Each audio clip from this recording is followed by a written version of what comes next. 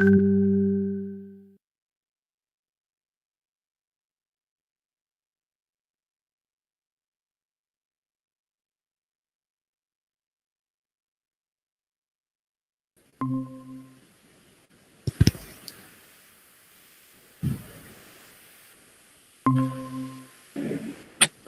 Hello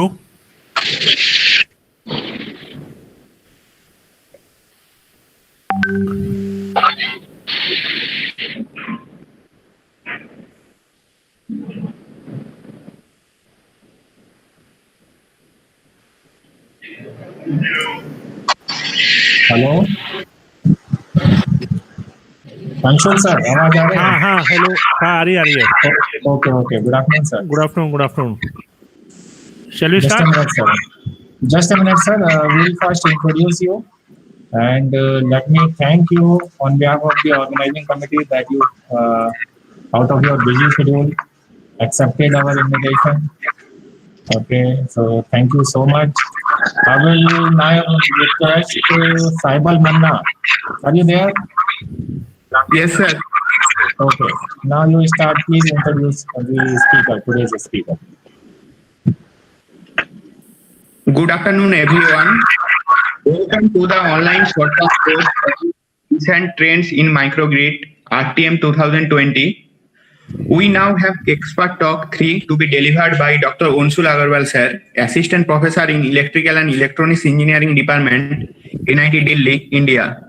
Dr. Anshul Agarwal sir was graduated from the Uttar Pradesh Technical University, Lucknow, with BTech degree in Electrical and Electronics Engineering in 2007 and completed his MTech degree with gold medalist in Power Electronics and ASIC Design in July 2009 and PhD in 2013 at NIT Allahabad. His research interests include power electronics devices, converters, inverters, and AC to AC converter. Sir is a part of different professional bodies like IEEE, ISTE, and IAE. Sir has 21 journal articles and 26 conference papers. Now I would like Sir to take session and enlighten us. Dr. Anshul Agarwal sir, please. Yeah, thank you, Murari, and thank you, Saibal. Now I will first share my screen with you all people.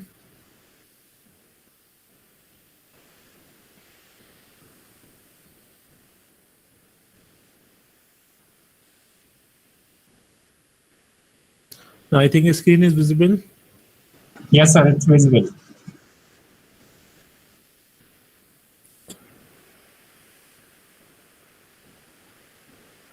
Yeah, I think slides is visible now. Yes, sir. Okay. So shall I start? Yes, sir. Please. Okay. Thank you. Now today my talk of this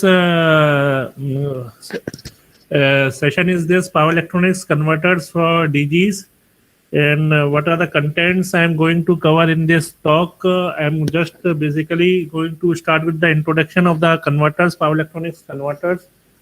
What is the use of this power electronics converters? Why is the need of this converters? Basically, I'm going to discuss the conversion from AC to AC supply, that is AC to AC converter.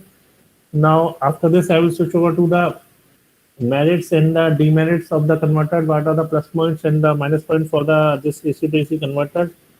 Now, after this AC to AC, I will switch over to this frequency converter. What is the application of this converter? What is the operation of this frequency converters? Where we can use this converters in various applications. Then I come to the operation, how I am going to operate. We will see this operation of the converters.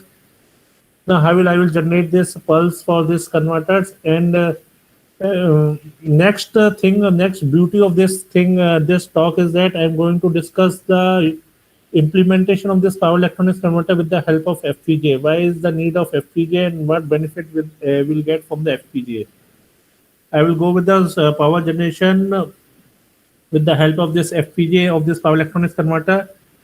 Then after this, I will take this application of this FPGA based power electronics converters for various form of power qualities issues or for DVRs or for renewable energy. We can use all these converters and for application of DG points of view. So in this talk, basically, I'm going to cover the three things: what is the converter, what are our application, how we can implement this converter with this FPGA, all this part, and what are the application point of view of these converters. Now, basic introduction of this converter, I'm going to start with the cycloconverter. A cycloconverter is basically a converter that will convert a AC waveform such as the main supply to another AC waveform of a lower frequency, synthesizing the output waveform without an intermediate DC link. We'll convert one AC waveform to another AC waveform without an intermediate DC link. We'll eliminate this rectified inverter system. We will convert AC input to another AC output waveform. And the main thing is that the output waveform we are getting is of a lower frequency. Suppose we will take input frequency of 50 Hertz, then output frequency will be less than that of the 50 Hertz frequency. Now, the merits of this converters is that it will, as I already tell you, that it will directly convert one frequency to the other frequency without using an intermediate DC link. We are directly getting a AC output waveform from the input. Second thing is that it will deliver a high quality of sinusoidal waveform at a very low output frequency. You'll get the TIG should be very minimum, and we get a perfect sine wave as nearly as possible with a lower output frequencies. Now, one of the drawbacks that this converter, what we see is that the output frequency is limited to 1/3 of the input line frequency. Suppose we will take as a input as 50 Hertz, then output frequency will be your 16.67 Hertz, but it will be nearly about 1/3. We will not get an output frequency higher than of an input line frequency. For most of the applications, suppose we need a higher frequency operation, then we cannot rely on this cycle converter operation. Now, in order to overcome this approach, we'll come out to a cyclo inverter. Now, cyclo inverter is basically an AC to AC power converter where alternating voltage supply frequency is converted directly into a higher frequency operation.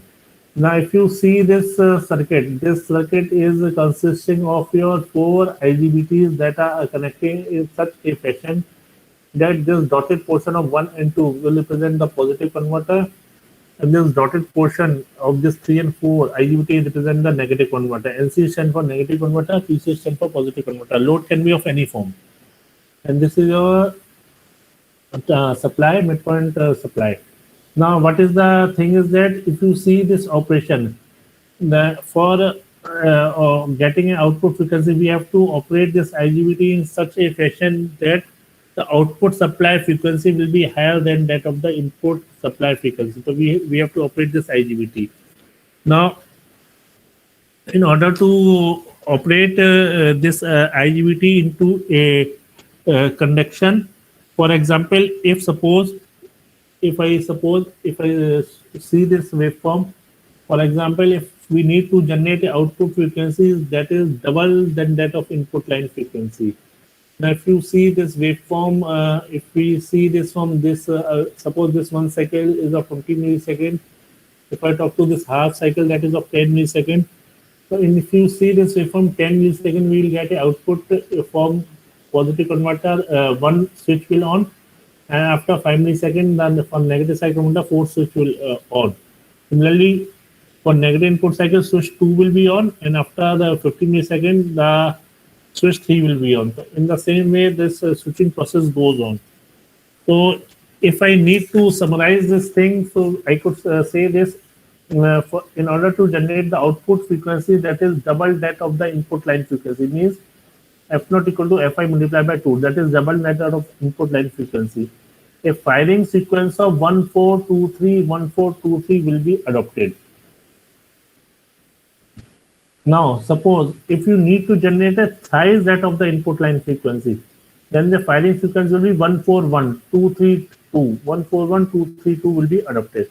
So in the same way, whatever we need the output frequency, the firing sequence will be adopted to generate output frequency F0 not equal to Fi multiplied by NR. Where Fi is an input supply frequency and NR will be an integer. So you have to just set a value of N, how much you want the output in terms of the input line frequency, double, triple, 4 times, 5 times, then you will get the different output frequency by just setting the N. N means you have to operate the IGBT sequence in such a fashion that you will get double, triple, 4 times, 5 times the input line frequency or further more. Now, the basic application of this converter, if you see, if suppose we go for a high frequency induction heating, where there is a need to heat the element to a predetermined depth.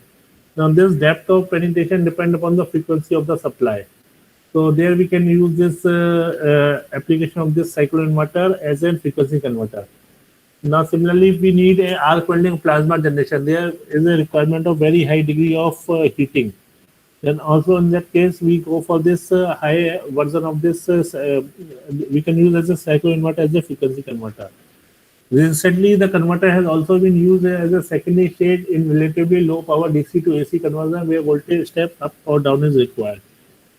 Or we can use in variable frequency input and constant frequency output system. And we can also use in green energy system of where the frequency converter are an essential component of your DFIG based generator that are used in modern multi-megawatt class of wind turbines. So we can use in for DFIG or also as far as PMSG that are used in modern multi-megawatt class of wind turbines. So these are the various essentials of your frequency converter operating as your cycloinverter operation. Now, if you see this, now this is the generalized. We can summarize this up operation, down operation by using this circuit. That is the generalized circuit of your frequency converter. Now, if we carefully see this circuit, now this circuit consists of your AC supply. These are the switches. These switches are arranged in your bidirectional fashion. 1A, 1B, 2A, 2B, 3A, 3B, 4A, 4B, and the load can be of any type.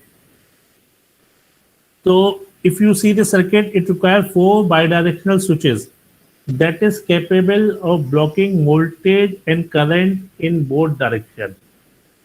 And once again, if you see the circuit, we require 4 bidirectional switches that is capable of blocking voltage in both directions.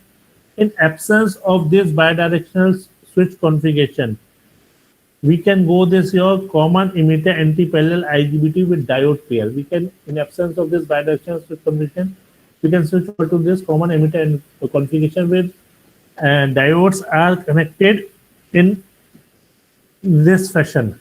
Now this diode will provide reverse blocking capability to the switch modules and the IGBT. These IGBT were used due to its high switching capabilities and high current carrying capabilities desired for your high power applications. Now this output can be synthesized by suitable toggling of the switches subject to the condition that the switches do not short circuit your voltage source and do not open circuit the current source. So we can summarize of your cycloinverter circuit by using this circuit, which is capable and which is ensured that the switches do not short circuit voltage source and do not short circuit the current, do not open circuit the current source. Now operation of this circuit is summarized in your next slide. Suppose you want to know the switching sequence for IGBT in your SPFC, means single phase frequency converter circuit. Now, if we see this waveform, if we clearly see this waveform, this light green type of waveform, this represents your synthesized output waveform. This red type of waveform represents the input waveform, and then dotted waveform represents the inverted waveform. This is the inverted, this is the dotted portion. Now, if you want to operate this frequency converter is in cycloinverter mode, means if you need a frequency that is double that of your input line frequency. Now we have to operate the sequence in 2 times for 1 input cycle. So if you see this for this is 10 milliseconds, so we can say summarize this as 5 milliseconds. So from 0 to 5 milliseconds, 1A and 4A. 1A and 4A is what? 1A and 4A is this 1A and 4A. This is 1A and this is 4A will be in operation. Now this 5 to 10 milliseconds, 2A and 3A will be in operation. Similarly, from 10 to 15 milliseconds, 3B, 2B, and 15, 20 milliseconds, we can say 4B and 1B. and the same process goes on repeating. So if we say for one cycle of 20 milliseconds, that is a 50 hertz. After this 20 milliseconds, the same process goes on repeating. So this is what is your generalized switching sequence of your single phase frequency converter circuit operating in a mode of higher frequencies. Higher frequency means we need a output frequency that is your double that of your input line frequency. If we need a triple, we can also operate your IGBT sequence. So any number of integer multiple you need the frequency, you can operate your IGBT switches in that fashion. Now, in order to understand how this output frequency is generated by switching the IGBT, next, let us see this circuit. Now, suppose if we need to operate our this frequency converter circuit in cyclo converter mode, means where the output frequency is less than that of the input line frequency. Now, if you see this slide, this is the waveform. So if you see this upper side is the input voltage waveform, down side is the output voltage waveform. Now, for positive supply, this is your what positive supply and positive output. Output is also positive. So positive supply, positive output switch, you will see this S1A and S4A will be in operation. So this is S1A and this is S4A. So supply to the S1A, to the load, to the S4A, back to the source. Now for negative input cycle and output is positive. Remember, negative input cycle, output is positive. So for this case, switch S3B and S2B will be in operation. So this is your S3B and S2B back to the source. So this is the case when we need the output frequency that is less than that of input line frequency. And if I clearly see this waveform, the output frequency will be the half of that input line frequency. Means if we take output as input as 50 hertz, then output will be your 25 hertz supply. So this is for the first case for positive output. Output you see in both the cases. When input supply is positive or input supply is negative, the output is positive in both the cases. And these are the various switches that will operate during this operation. Now, this is your second case. Cyclo converter operation with negative output. Now, if we see this, if you see this waveform, this is your positive input supply and negative output. Output is negative. Now, for this case, switch operation will be your S2A and S3A. So, switches operation, if you see this, S1A back to the S2A to the load back to your S3A. Now, if I see this second case, now here your supply will be negative and output is still negative. Means the switches will be your S4B to the load, then to the S1B back to the source. So positive supply or negative supply, the output will be negative. So this is for the case of your cyclo inverter operation, frequency converter operating as your cyclo inverter mode, where the output supply frequency is less than that of input supply frequency.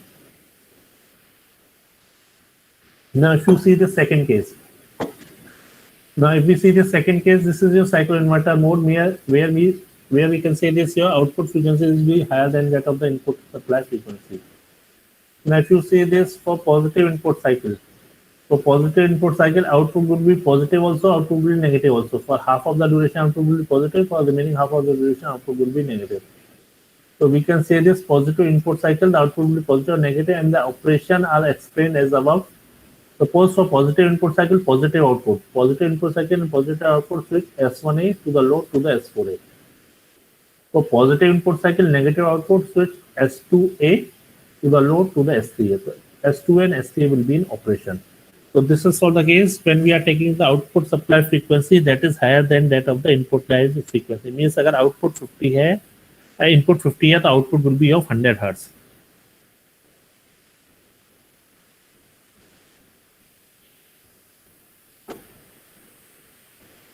Now, this is your next case when your input supply is negative. Output is positive also, output is negative also. So For negative input supply, positive output. Negative input supply, positive output, switch S3B and S2B in operation. मतलब S3B here to the load, then S2B back to the source. For negative input supply and negative output, switch, if you see this switch S4B to the load, then to the S1B back to the source. So in this way, we can summarize this operation of your converter in down mode also, in up mode also, step down and step up mode. By operating the IGBT switches in such a fashion that you will get the higher, whenever a user needs a higher supply frequency, you will operate the switches in such a fashion that you will get higher frequency, and whenever the user needs a lower frequency operation, we have to operate in switches in such a fashion that the output frequency will be less than that of the input supply frequency. Now, in order to operate this converter, both in step up mode and step down mode, okay, we need to generate the signals or Tega pulses.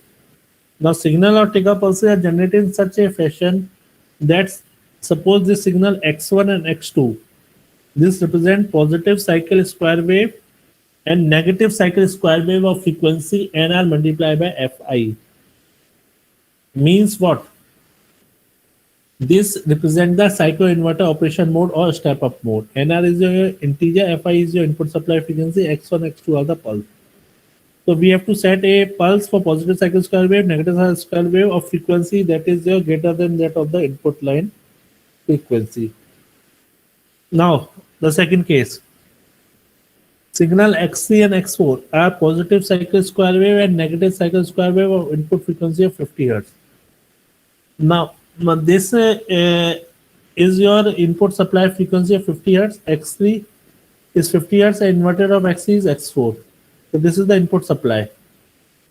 X3 signal and X4 signal. Now signal X5 and X6. This signal X5 and X6 will represent the step down operation mode, cycloconverter operation mode, where the output supply frequency will be less than that of the input supply frequency. Means if you need output less than that of the 50 Hz, then you have to operate the switches X5 and X6. Now how the switches will be look like? If you see this figure represents the gating pulse or gating switches which we are feeding to this IGBT for operating this converter. Now X1 and X2 represent the step-up operation mode switching pulse. And if I see this, if I take this X3 and X4 of 50 Hz, then X1 and X2 will be of 100 Hz, and X5 and X6 will be of 25 Hz. So X1 and X2 will represent the cyclo inverter operation mode of switching pulses. X3 and X4 will represent the input signal of 50 Hz. And X5 and X6 are represent the cyclo converter operation mode, that is step down mode with a frequency of 25 Hz. So by generating the Tega pulse or gate pulses in this fashion, we can able to operate our frequency converter in both step up mode and step down mode. So this is just up to this is just the expression and operation of your power electronics converter in the form of your AC to AC converter with up mode and down mode. How we can operate a single converter, how we can generate these pulses. Now summary of this is, or before proceeding further, we can analyze this circuit with the help of this gate. Now if suppose this is an exclusive OR gate and these are the two input bits A and B. So whatever the user wants, suppose if user give A equal to 1 and B equal to 1, or same, or A equal to 0, B equal to 0. In that case, your output line Y1 will be high. So this output line Y1 will represent the step-up operation mode or cyclo-inverter mode. Otherwise, either of the 0 or 1, either A is 0, B is 1 or B is 0, A is 1. In either of this operation, the output line Y1 will be low. Or we can represent this by applying a NOT gate here. This is Y2. So this Y2 will represent your cyclo converter mode or step down operation mode, where the output frequency will be less than that of the input line frequency. So whole this case of this operation we analyze with the help of this truth table. Now how this truth table will work and what is this operation of this truth table? Suppose this is the converter. Now converter selection is upon the user. Now, if the user want to operate this converter as a cycloinverter mode. Now, for operating this cycloinverter mode, what we have to do? We have to do the signal of X1 signal ending with X3. X1 को जब आप when we do the ending with X3, we'll get the output line Y1 will be high. Output line Y1 will be high means switches S1A and S4A will be in operation. For positive input cycle, positive output. Now, for the next case, when we do the ending of signal X2 with X4, X2 का जब X4 से जब ending करेंगे, the output line Y1 will be high, and the switches will be S2A and S3A will be in operation. This means positive input supply and negative output. Positive input supply and negative output. Now for the next case, the signal X1 is ended with signal X3. Now when we do the ending of signal X1 with X3, the output Y1 again will be high and the switches S2B and S3B will be in operation. So this is the case when we take as the negative input supply and positive output. Remember, supply is negative and output is positive. Now for the next case, X2 and X4, when we do the ending of X2 with X4, then in that case again Y1 will be high. Y1 here I am representing for up operation mode. And the switches S1B and S4B in operation, and it means your negative input supply and negative output. So this is for the up case, cycloinverter mode. Now when we operate this power electronic converter in down case, that is cycloconverter mode, what we are doing the ending of signal X3 with X5, and now here if in all the cases you see output Y2 will be high. So Y2 represents the cycloconverter mode or step down mode. So what is this case? In this case, switches S1A and S4A will be in operation. It means what? For positive input supply, positive output. Positive input supply, output is also positive. Now for the next case, the ending of signal X4 when we do with X5, the output line Y2 will be high and the switches S2B and S3B will be in operation. It means what? It means your negative input supply and output will be positive. So in both the cases, the output will be positive and supply will be positive and negative. Now when we go with further, when we do the ending of signal X6 with X3, जब X6 का आप ending करेंगे X3 से तो output Y2 will be high है और switches जो होंगे S2A and S3A will be in operation. इसका मतलब वो आपका positive input supply and output will be negative. Positive input supply, output will be negative. Now for the last case, when we do the ending of signal X4 with X6, the output Y2 will be high, and in that case the output is negative but supply is also negative. So negative input supply and negative output. So this two cases for positive output, this bottom two cases for negative output. And this whole case, this whole summary is represented for cycloconverter mode when we get the output frequency that is less than that of the input line frequency. And suppose here this case is taken based on the assumption we are taking that the output frequency is half that of the input supply frequency. The first one is case when the output is 100 Hz, second case when the output is 25 Hz. So in both cases we represent with the help of these tables.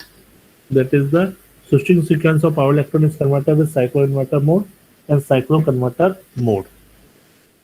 Now this is all the basic about your power electronics converter operation. Now before proceeding further, this is as we have already discussed, this is the input supply and we are getting the up operation mode for one positive cycle. The output is positive negative. For negative input supply, output is again positive negative, and the operational switches as we have already discussed. This is for the step down operation mode. For negative input supply, output will be positive. For positive input supply, output will be positive. For negative supply, again the output will be positive. And if you see for positive supply, output will be negative, and again output will be negative. So in first case, the output will be positive first cycle, and the second cycle output will be negative in both the cases.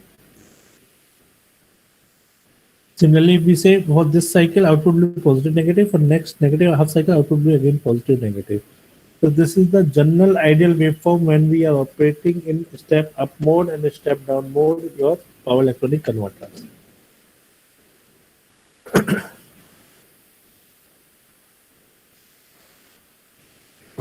Now this is up to this. We know the basic, we get an idea of basic operation of your power electronic converter.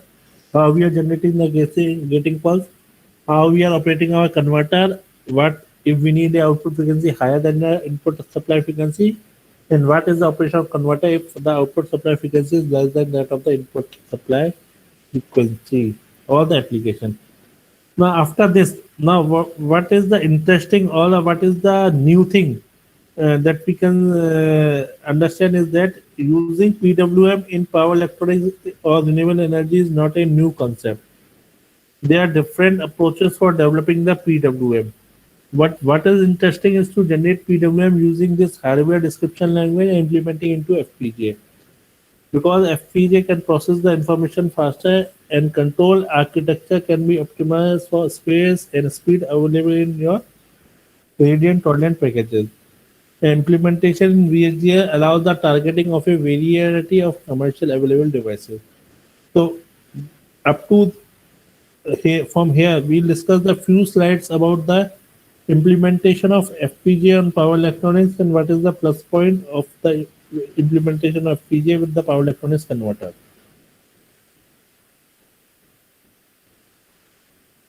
Now, before proceeding further, what is the need of this FPGA? Why is the requirement of this FPGA? Before this FPGA, if we do not implement our second FPGA, we have a fixed hardware, fixed usability. We cannot alter our hardware circuit. If we need to change our design, if we need to change the operation, we have to change the entire circuit.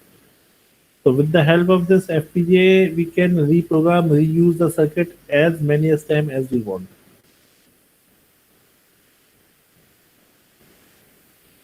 Now limited flexibility only possible by adding software support, for example processor. So we have a limiting facility before this FPGA. We cannot alter our circuit. We have to alter the requirement or adding the software support. Upgradation or alteration hardware logic was not possible, was not easy. We have to alter and we have to change the circuit operation. And in the last, we can say that upgrade or alteration means you need to design a completely new system.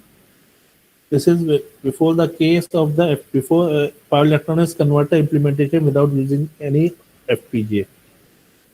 Now with the FPGA, what is the plus point? Plus point is that with FPGA we can reprogram the circuit as many as time as we want. Reprogramming logic, reusability, we can reuse our circuit. The cost that is occurring is very low. It is very good for prototyping. The time requirement to do all this such process is very, very less. And moreover, it can be act as a testing device for another data circuit. If you need to test some circuit, then you can implement with this FPGA and there you can test your circuit before going to this completely designing the system. It can be economical to be used for your smaller volumes of products. And what is the plus point is that a student can understand their data logic design concept in a better way by designing their customized logic with the help of this FPGA. So this is all are the plus points of implementation of your power electronics converter in Xilinx platform with the help of this FPGA. Now, these are the various applications that are switched off the FPGA from one field to another field. This is all in a distributed multi-system in consumer electronics. We can go with the security, image processing, aerospace, defense, wellness, medical electronics, scientific, energy, plus everywhere we can implement this FPGA. And implementation of power electronics converter with the help FPGAs also enhance our doing the research capability. Now, FPGA design tools that are commonly used or available in market is Verilog VHDL. We can implement, we can design in now there are various tools, but most popular that are available in the labs also, these are the Verilog and VHDL. This is the basic Spartan 3 kit that are readily available in any of the students are very familiar with this kit and that are readily available in most of the labs. If we see, if I summarize this kits, we can implement the day-2 this small prototype of this power electronic circuit with the help of this kit. This kit is having a large number of input output. We are having we can connect this input output pins here. We can also check our output with the help of this LED also. There is one clock, internal clock that is inbuilt in this Spartan 3 kit, that is a 50 megahertz. And there is option of one external clock. There is option of one external clock that we give from outside. And here we can see this A to D and D to A converter by connecting here. By connecting, we can see the output in digital to analog and analog to digital form. And this kit we can easily connect to our computer system with the help of this RS-232 cable. And the output obtained from this case can also be synthesized, can also be obtained with the DSO also. So this is the basic kits that we have seen in most of this lower or small type of experiment we can easily perform with the help of these kits. Now, before proceeding further, these are the few slides that will give the application, the implementation of your basic gates in FPGA. So I'm not going to discuss this thing much in detail. When you need to perform this AND gate operation, what we are doing, if suppose A and B are the two input bits, then this is the syntax A and B, then output stored in Y. Suppose if we need to perform this OR gate operation, the OR gate operation is commonly performed with the help of A or B, output stored in Y. If suppose we need to perform this NOT gate operation, NOT gate operation is just a inversion operation. Then by writing the syntax, we can perform this operation. Now, if we need to perform this NAND gate operation, this is simply A and B and NOT. Then output stored in Y. Again, this NOR gate operation, this is simply performed by writing this syntax. And at last, XOR gate, we can do this when output is high only when all the inputs are at opposite level. This is XOR implementation with the help of this syntax. And the output is high only when the inputs are at the same level. This is the XNOR implementation.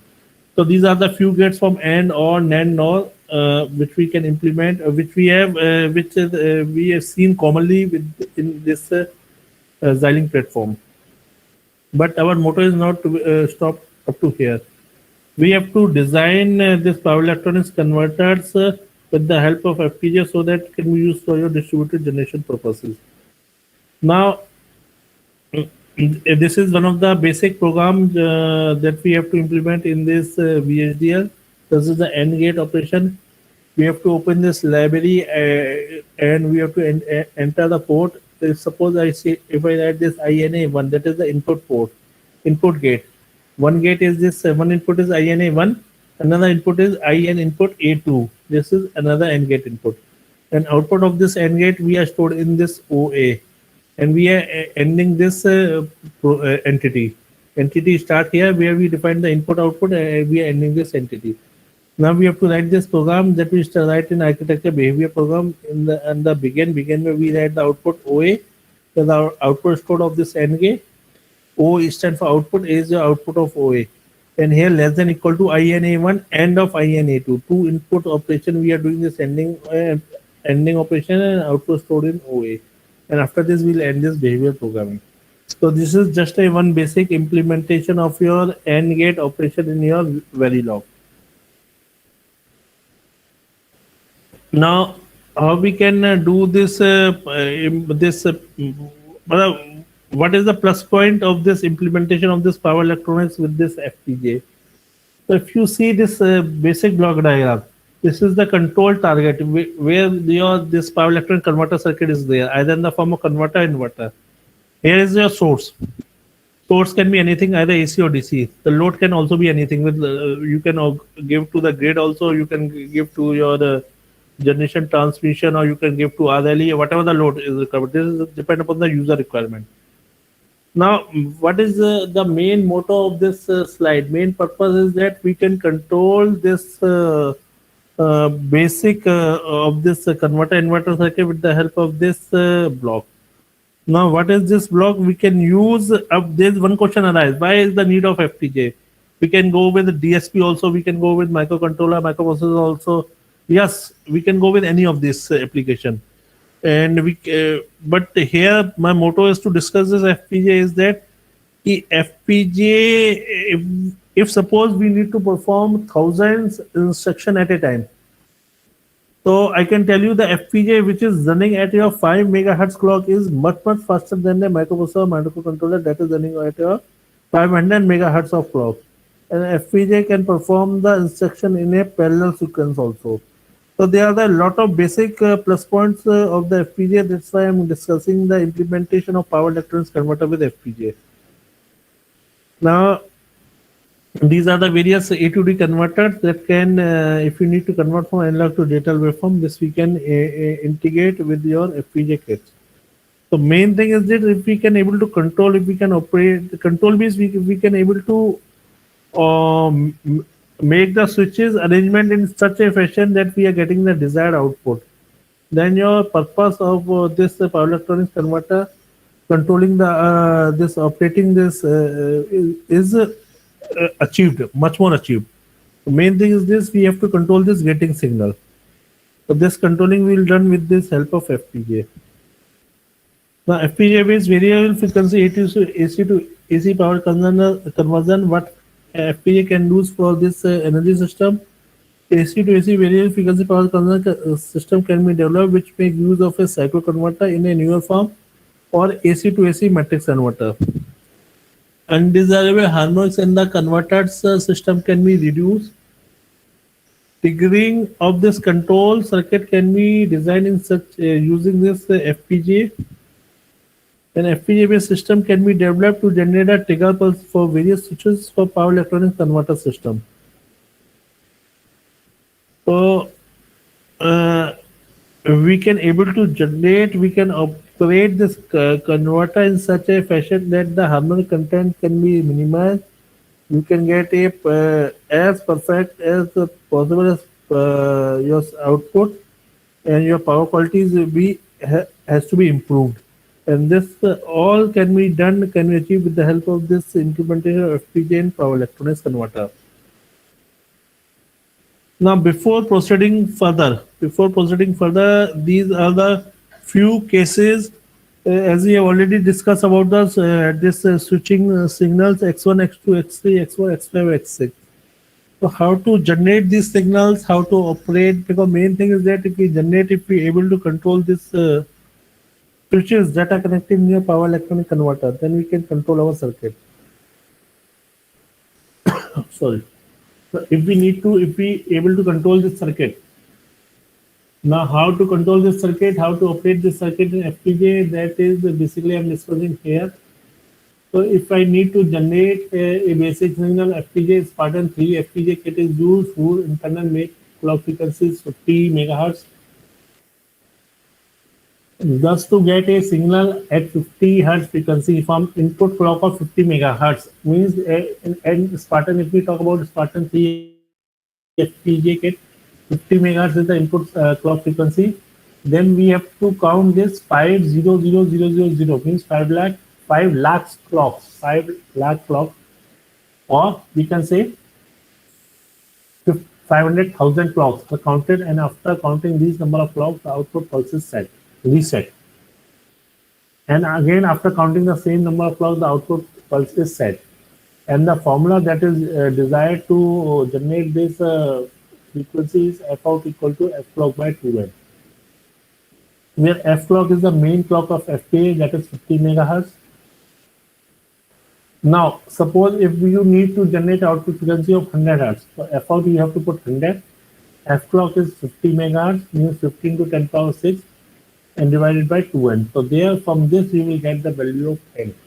So whatever you will get the value of n, you have to substitute there, and you have to make the counter to count these number of clocks in for resetting the wave, and again counting the same number of clocks for setting the wave. So thus the desired output frequency signal can be generated.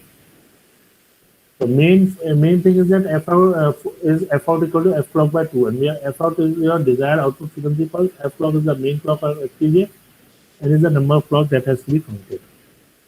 Now this is the basic flowchart if we need to generate a 150 megahertz of signal from this 50 megahertz of this FPGA block, this FPGA kit, that is Spartan 3 kit.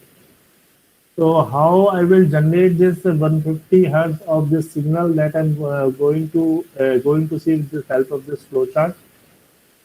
Now there are one variable I've taken as a flag that is equal to 1, and second variable I've taken as an n that is initially I'm making actually reset to 0. Now this is the decision block. This decision block is operating when clock equal to 1. So as soon as the clock is 1, you will make the flag to be 1. Now if flag is 1, then you will increment the counter value from n equal to n plus 1. N here is 0, so 0 plus 1, here is 1. Now n equal to 1666667. Now where this value come? If where this value will come from this formula. If you put f out equal to 150, f clock equal to 50 megahertz, there you will get this value of n. And this value of n comes out to be 1666667. So after counting this n equal to 1667, your f out will be set as 1, and again you will put 0, f flag equal to 0. And the same process, when flag is 0, again you have to, this is for the output wave make to be set, and this right side is to be make the output wave to be reset. So 0, 1, 0, 1, 0, 1 in this fashion, output signal of 150 hertz frequency will be generated. Now this is the next case if we need to generate the sinusoidal PWM technique. Now in order to generate this sinusoidal PWM technique, first we need to generate this triangular carrier wave, and this triangular carrier wave is generated by using this up-down counter. The carrier frequency of the carrier frequency of the carrier wave is determined by the following formula, and this formula is f clock equal to fc 2 to the power q minus 1 multiplied by 2. Where q is the bit size of the up-down counter, fc is your carrier frequency, f clock is the clock frequency. Now, the rate at which this counter is incremented or decremented determine the carrier frequency and the accuracy of this sampling process. Each time your counter is incremented or decremented, the output is compared with the sampled value of the modulation wave to determine the switching edge of your PWM waveform. So what we are doing, we are generating this W-shaped carrier waveform. This is sample W-shaped carrier waveform by using this up-down counter, and this is your idealized reference signal waveform. Simple. When we compare this W-shaped carrier waveform, this ideal sinusoidal waveform, and the point of intersection, we are generating this PWM pulses. So this is for the illustration of the sampling process. Now, in order to generate this sinusoidal PWM technique, the desired value of this sinusoidal reference wave are stored in the lookup table inside the ROM. Now, if we see this, the data value of sinusoidal reference wave are stored in the lookup table inside the ROM, and the memory pointer, the memory requirement and the efficiency of the operation and the accuracy of this output waveform, that it depend upon the number of samples defining a cycle of the sine wave and their resolution. And the reference wave could be defined at a larger number of sample points, but the memory requirement will proportionally increase. Or we can say, hence the point at which the sample is taken from the modulation process directly correspond to a value in the lookup table.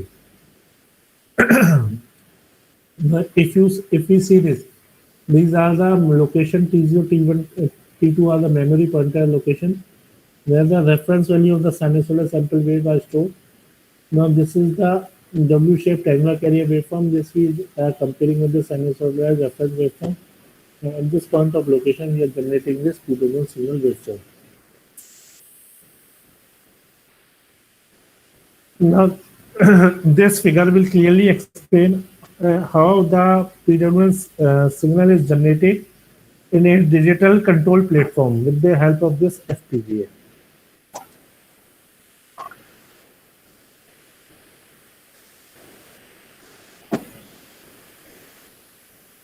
The, the pulse train is generated at every 0 point of this W-shaped carrier waveform.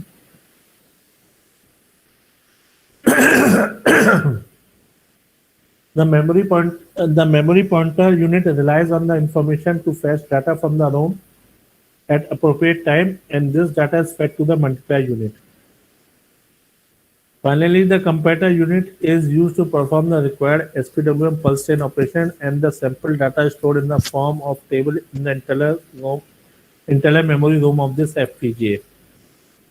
The samples of this sinusoidal reference wave are stored at the sequential address in ROM in lookup table form, and the binary counter, which acts as your memory counter, then addresses the ROM, and the sinusoidal samples are updated by clocking the counter. So in this way, the counter is decrement. Here, this increment up to 0, from 15 to 0, 0 to 15 is incremented, again incremented, again incremented. And here we are comparing with this reference waveform at the point of intersection, where the magnitude of this sample reference wave is greater than that of your angular wave. The crossover point, the signal is generated. And these are the gating signal PWM pattern which is given to this power electronic converter switches. Now, in order to generate this delta modulated wave, an 8-bit, here we have taken an 8-bit up-down counter that generates a M-shaped sine waveform. This counter moves up and down, and the values are stored at different memory location by using lookup table. For the sample sinusoidal reference signal, data representing the magnitude of the sinusoidal need to be calculated by using this equation. And this is the equation is obtained from the literature, where this V to the power q minus 1 by 10 sine of 2 pi fr 2k plus 1 by 2 of f clock. And what are all these things? Let's say is your carrier pulse position. Q is the bit size of up-down counter. F clock is your clock frequency, and FR is the reference frequency. Now this delta modulation M type sine this reference waveform. Now this memory location are stored in lookup table. The memory pointer relies on the information to fetch data from the ROM at appropriate instant, and this data is fed to the multiplier unit to generate this gigapulse signal waveform. And this represents this half cycle waveform. In a similar way, we can generate the pulses. Reference waveform to generate these pulses. This is the sine wave value at different memory locations. This delta modulated trigger signal, this delta modulated signal are generated by comparing the scale sinusoidal signal from lookup table with the triangular wave generated from up-down counter within the hysteresis band. The samples of this delta modulated reference wave are stored at the sequential address in the ROM in lookup table form. And binary counter, which act as memory counter, then addresses the ROM, and the modulated sample are updated by copying the counter. And the switching point of this delta signal can be obtained by the following expression. This is T n equal to 2a, T to the n minus 1 plus 2 del x upon T plus minus 1 to pi n minus 1 omega naught P naught cos of omega naught T n minus 1. Where is your Tn is the nth pulse termination radian, P is the slope of this wave, delta x is the window width, and Vs is the maximum voltage of this conducting wave. So this is the sine wave. Within the hysteresis band, we are comparing this triangular carrier wave, and by comparing this, we are generating this signal and this error signal, this hysteresis band signal. So With this way, this signal generated, signal generated, which is fed to the switches of this power electronic converter. Now, this is the diagram of your schematic view that is in Xilinx FPGA. Here, this PDC is your phase detector circuit. This signal X1 and X2 are the input signal that we have discussed earlier. Now, there's a way either we can do this schematic through this implementation Xilinx. So here I'm showing the schematic view. This is the coding to generate this reference rate, coding to generate this carrier wave.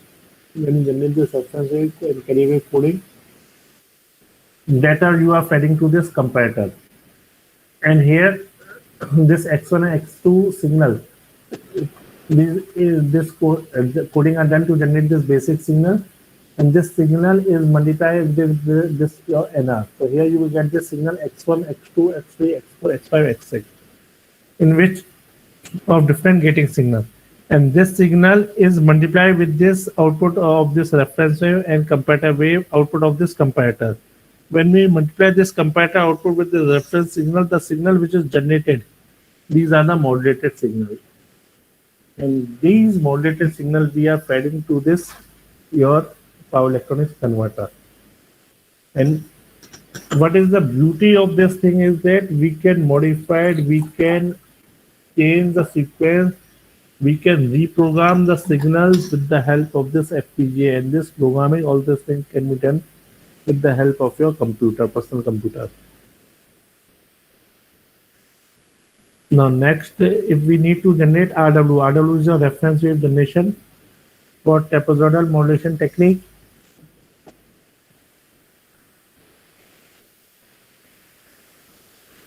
Now, this trapezoidal itself comprises of two linear segments, namely the slope line and the horizontal line. A standard trapezoidal signal is generated by using lookup table. The samples of this trapezoidal reference wave are stored at the sequential address in ROM in the lookup table. Now, this is the digitized trapezoidal reference waveform. The values are stored in the lookup table, and the memory counter, which binary counter, which is memory counter, the addresses the ROM, and the samples are updated by clocking this counter.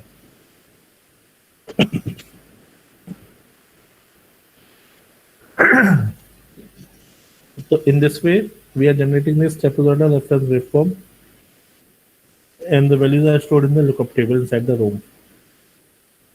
Now, carrier waveform generation for trapezoidal technique. To generate the triangular carrier waveform for the trapezoidal technique, qubit counter is used.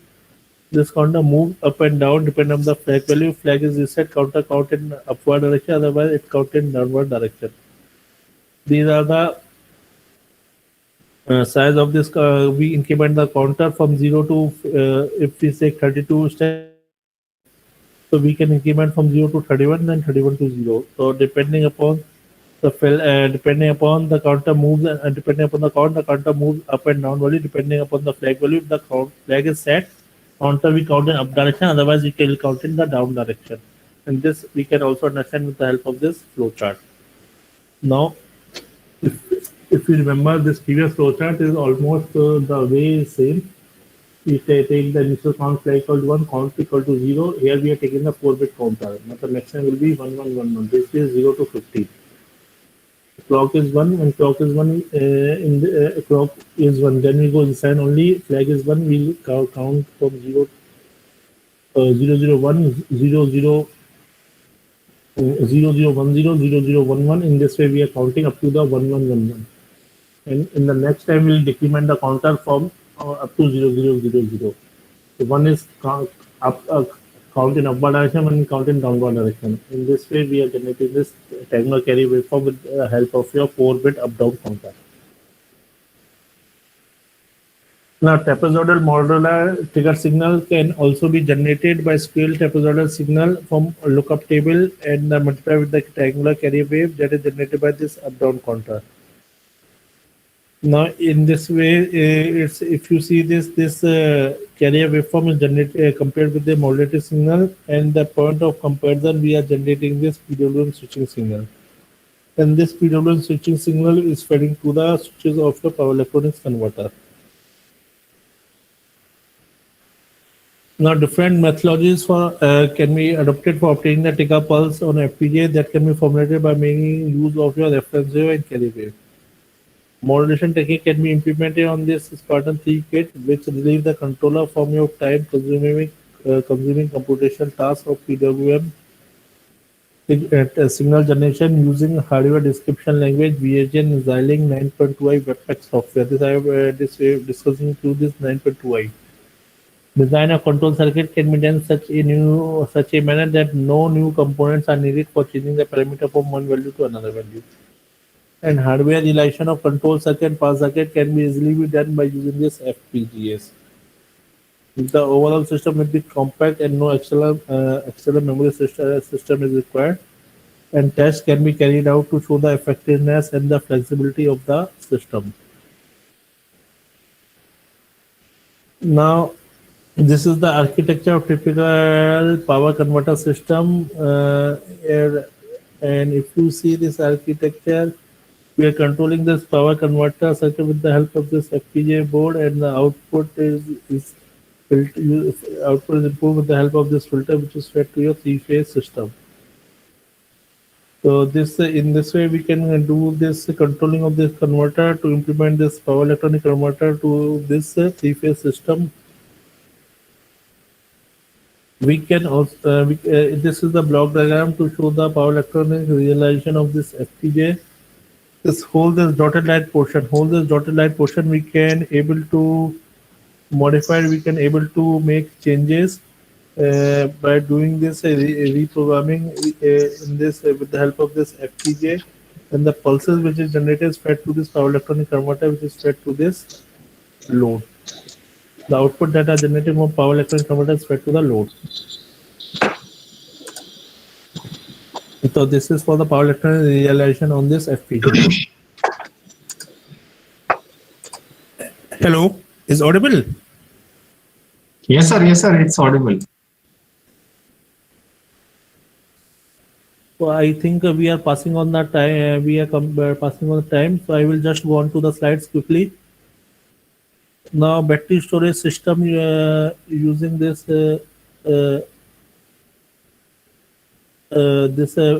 solar cell. This will implement FPGA based battery energy system. If you see this circuit, this is FPGA where the interface is a divert circuit. We are controlling with this FPGA, and this is fed to the flyback converter, the solar panel to the battery to the sensor. So we can control this with the help of this FPGA, this converter which we are implementing to solar cell and the sensor.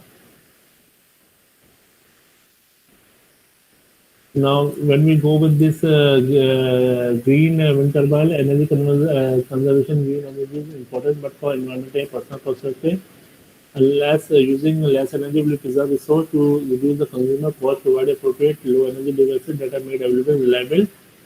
More power is produced than consumed during this generation, and this FPGA module provides a unique combination well suited to application requirement. This is the system architecture when we are implementing for this DG. This is the AC to AC converter, for you can see this matrix converter. There we have energy storage.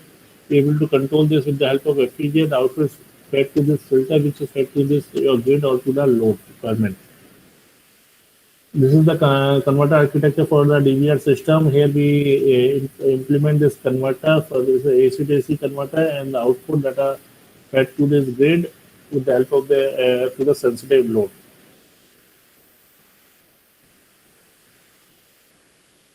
And this is all about from my side. Okay. Thank you so much, sir, Dr. Anshul Agarwal. Now the session is open for question. If there are any, please, from the participants.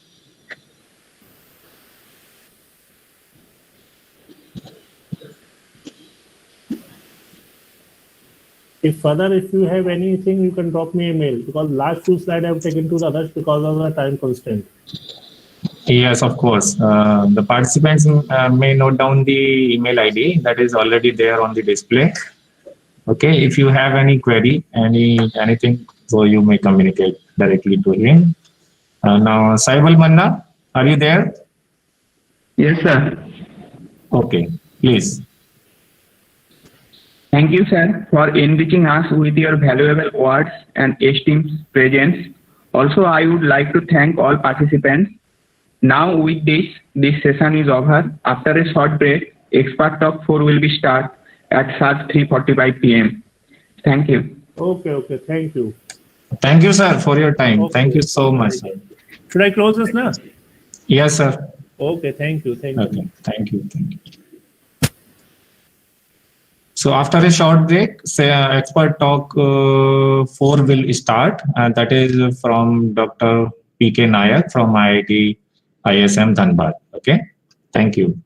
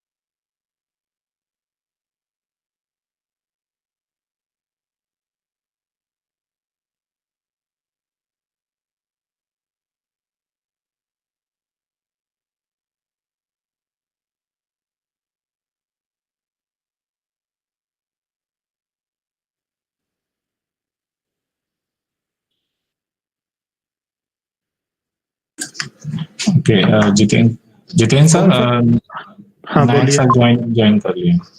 अच्छा good हाँ afternoon sir, sir. Good afternoon sir. Nayak sir, Good afternoon. sir, how are you, sir? Yeah, fine. But here, in our department, 3 people are corona positive. Oh, sir, Three Oh, faculty that- members. 3 faculty Oh. members as well as their family also. oh, Okay, sir, okay. Yeah. that is a big issue, sir. It was in last 1 week back actually. They are in Okay. quarantine actually. Okay. Okay. So Welcome, sir. yeah. Can we wait for 2 more minutes, sir? Okay. We'll start at Just 3:45. Yes, sir. I'll just share my screen. Yes, sir. Please.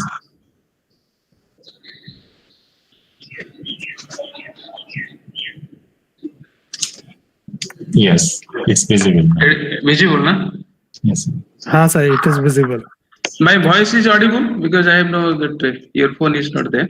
Sir, it is Quite- clear, sir. quite Quite clear. good, I think. Okay. Okay. Sir, Manoj is here. Yeah. Yes, sir. Manoj, Yes, you sir. are. Okay. So after 1 minute, you can. Yes, sir. Okay. So our volunteer will first introduce you, sir, and then we can start, sir. Good afternoon, sir. This is Manoj Kumar Kar, a research scholar in the Department of Electrical Engineering. So I am Manoj? appointed. Yes, sir. Manoj, I think you should wait for 2 minutes or 1 minute. Yes, sir. Then after you can start.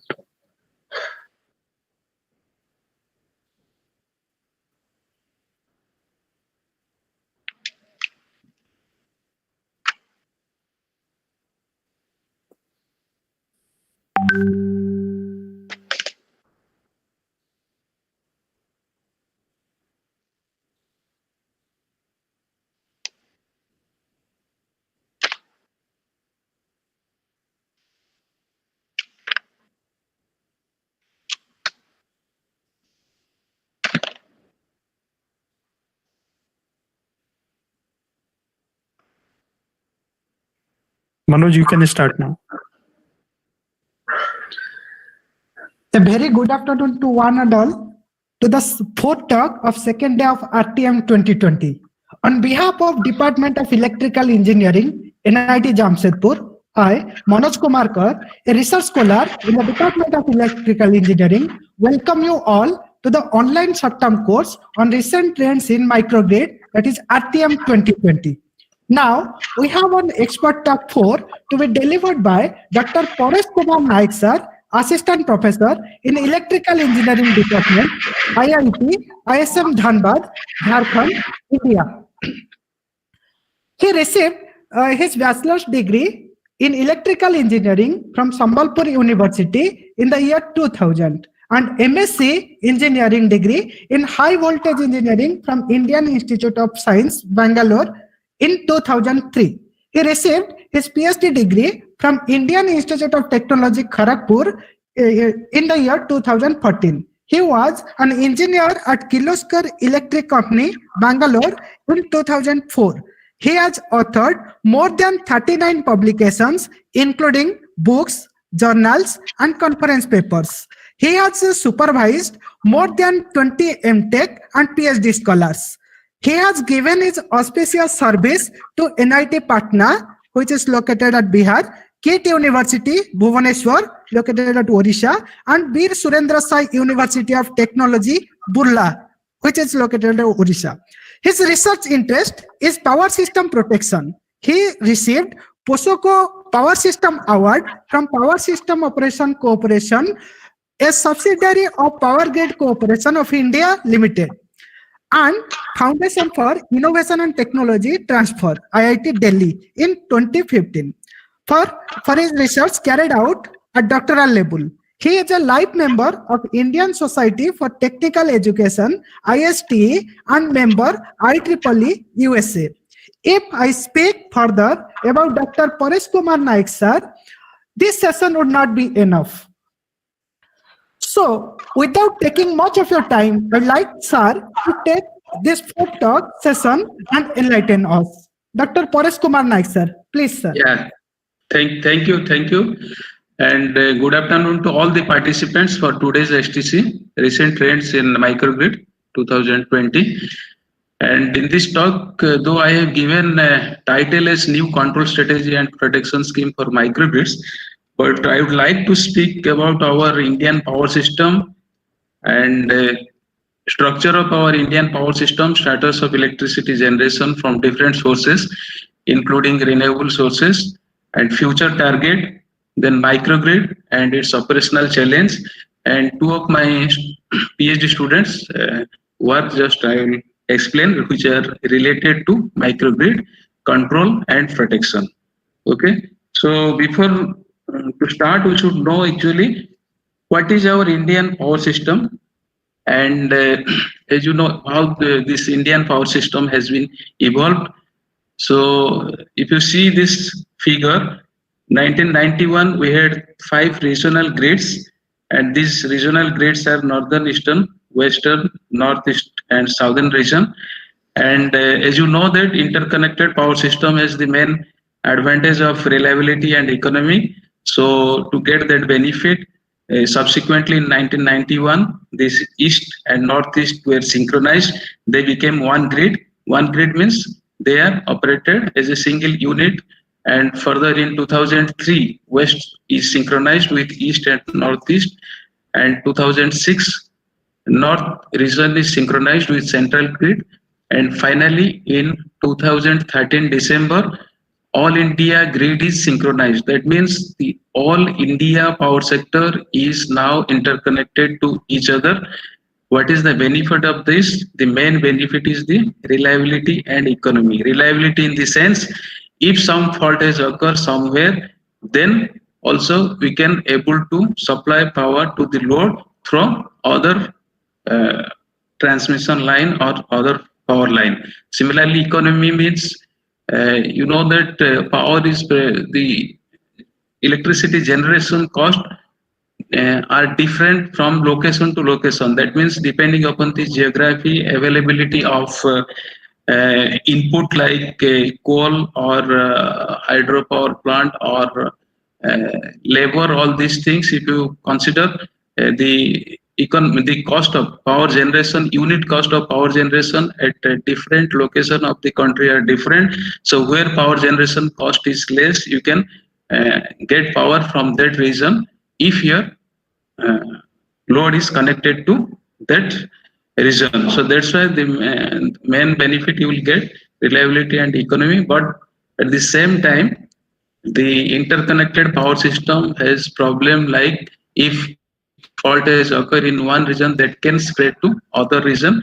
So that you have to take into account. And if it is a very big system, if proper control and protection will not be taken place, then cascaded tripping may take place, and that cascading tripping may lead towards final blackout.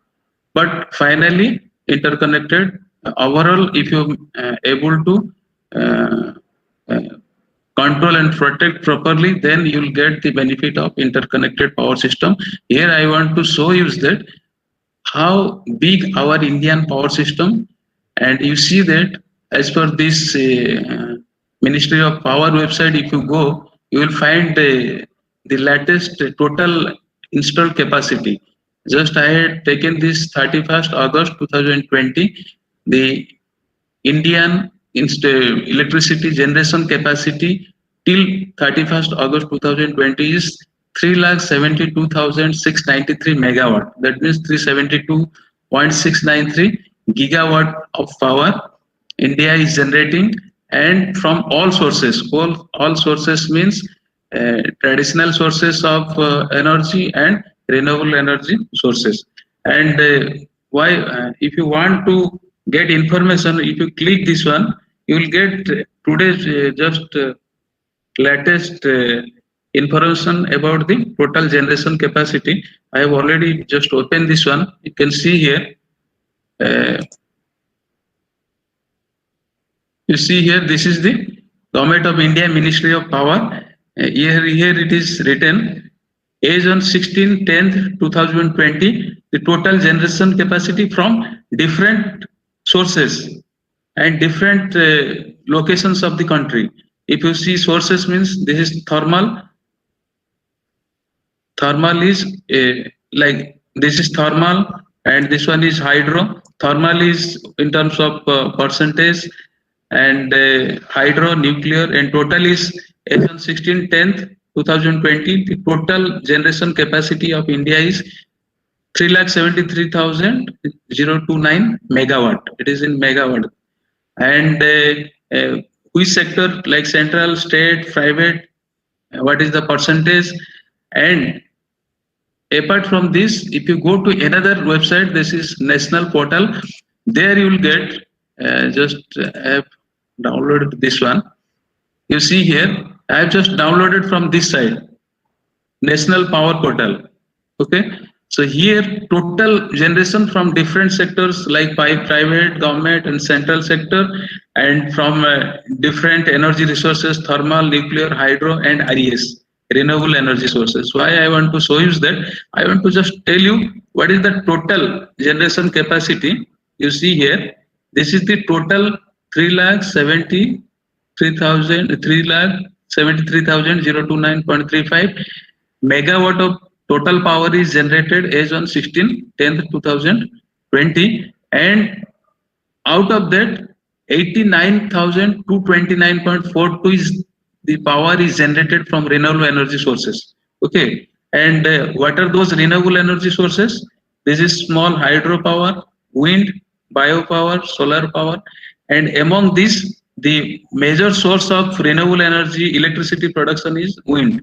You see here, this is the wind is out of 89.229 gigawatt of renewable energy electricity power, 38.12 gigawatt is your wind power, and solar power is 36.050 gigawatt. That means the major sources of RES, renewable energy based electricity generation, is from wind and the solar. And this information you will get, up to date information you can get, because sometimes what we used to do is we usually show some graphs, but we don't have the actually knowledge about what amount of power is generated, who are responsible for developing this power planning and future what extension, what modernization we have to do in our Indian power system. That information just I want to give you. So this I had actually downloaded just previous. It is up to 31st August 2020, and this is the total generation, and 88.793 is the electricity generated from renewable sources. And at present, till 31st August 2020, the percentage of renewable energy generated is 23.83%. Okay, so if you see what is our planning actually, if you go to this Terry, okay, Terry website, if you go this one report they have released recently, July 2020, modeling the integration of wind and solar by 2013 India. What is planning actually? By 30, what I saw is that till 2020, we are at present generating electricity from renewable energy sources is 23.83, led for 24%. But our plan is by 2030, 60% of the Indian electricity should be generated from renewables. And that 60% will be around 450 gigawatt of power by 2030. Okay, and our target is by 2020, 175 gigawatt of electricity will be generated from renewable energy sources. That means in future, the mostly electricity will be generated from renewables only, and it will supersede the conventional source of electricity generation like coal and gas or like that. Okay, so that's why, and when such huge amount of power will be electricity will be generated from renewable energy sources which are fully intermittent in nature and are distributed at different locations of the country. So what are the problems that take place, that we have to study that one. Okay, that means from this what we come to know that in future the India as well as the world tries to generate electricity from renewable energy sources only, and India has planned accordingly. So this main institutions involved in energy policy making, because these are these common sense, but sometimes we forget to know actually. So that's why I have collected from the same India 2020 Energy Policy Review, and this is you see Government of India. What is the different energy institutions? This is the Ministry of Power, and under Ministry of Power, this is the CERC, Central Electricity Regulatory Commission, Central Electricity Authority, Bureau of Energy Sectors, different PSUs. PSUs means NTPC like that, and Power Grid, POSOCO, and finally Energy Market, IEX, Energy Exchange, Power Trading. Similarly, Ministry of New and Renewable Energy Sources, Ministry of Petrol and Natural, Ministry of Coal. Okay, so these things are available. If you go to, because mostly academic people sometimes concentrate on book, but practical things are available in net. You can get information. At least you will get the common sense that where we are and what is our planning for future, especially for electricity generation in India context point of view.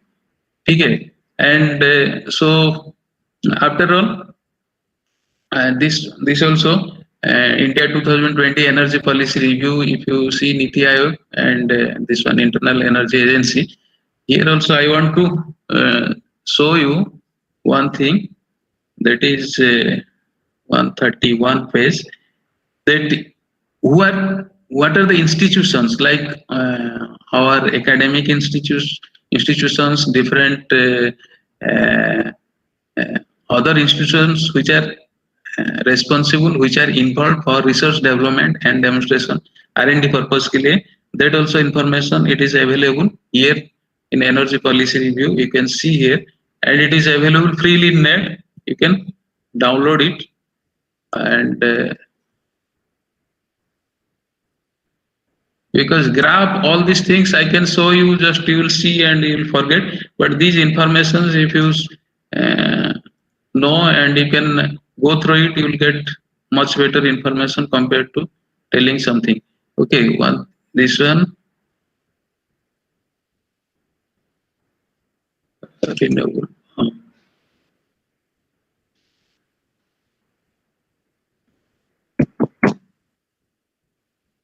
Actually here it is very nicely it is written, India's public sector institutional landscape for energy R&D. These are the things like Ministry of Science, Technology, DST, and DBT. All information is available here. Okay, so you can go through it. We'll just one. And how much money government is spending actually? You see here, clean energy R&D spending in India, Indian rupees crore, always specified. How much money government is spending? You see 2015, 16, 16, 17, 17, 18 in crores only, DST, MOP, whatever I told you, MNRI, MNRI, CSIR. Okay, that means huge amount is spent for R&D purpose in India also, especially for electricity generation using renewable energy sources. So there is a huge demand is there, but we have to progress in this area. Okay, so this information you will get, and finally this is so it is known to everybody that what is the benefit of producing electricity using renewable energy resources compared to the conventional fossil fuels. So I need not to discuss here, but at least I can say is that the future energy generation will fully depend on renewable energy sources. So as power will be, as I told, is that renewable energy sources are fully intermittent in nature and distributed in nature. So the concept of microgrid is formed, and this microgrid is nothing but low voltage distribution systems, and consisting of these controlled and uncontrolled loads, distributed generations and generation units, storage devices operated together in a coordinated manner with controlled power electronic devices. And it can operated, this microgrid can operated either grid connected or islanding mode. Okay, so what are the components associated with this? Components associated with distributed generations means mostly renewable energy, and among the renewable energy, wind and solar plays important role. And storage devices, because as these winds renewable energy sources are intermittent in nature, sometimes it generates more than the demanded load, and sometimes it generates power less than the demand load demand. So in that sense, some storage devices are also incorporated, so that accordingly it can able to manage the load and generation, so that you can able to maintain the voltage frequency, so that your power quality can be maintained. Okay, and as I told is that these renewable energy sources are interconnected to either grid or standalone mode, but they are controlled by power electronics devices, and in most cases the DG units produce incompatible AC power or DC power. As a result, the desired voltage magnitude, frequency and phase angle are usually obtained through the use of power electronics interfaces, because whatever the power is generated from the renewable energy sources, they are not of constant power, that is variable power. But when you will interconnect or to operate isolatedly, at that time you have to maintain the voltage and frequency, and that can be possible by using power electronic interface, power electronics devices. Okay, so microgrids can be either AC or DC depending on the connection of sources and loads to the common bus.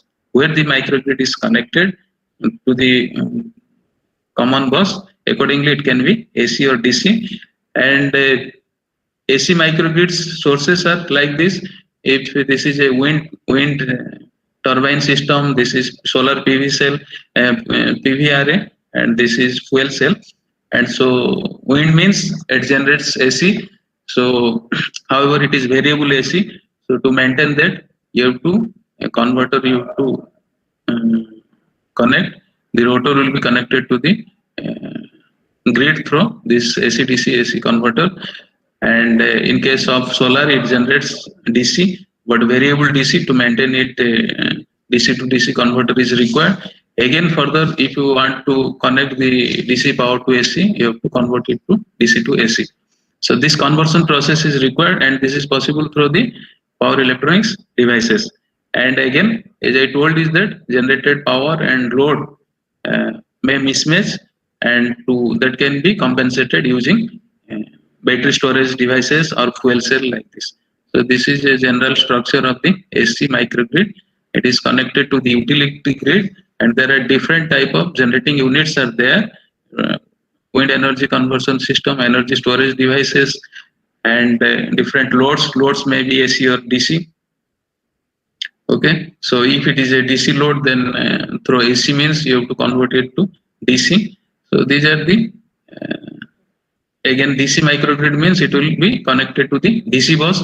So DC means solar is producing DC, so the conversion stage will be reduced. This DC and AC conversion stage is not required if you want to use solar power as DC power.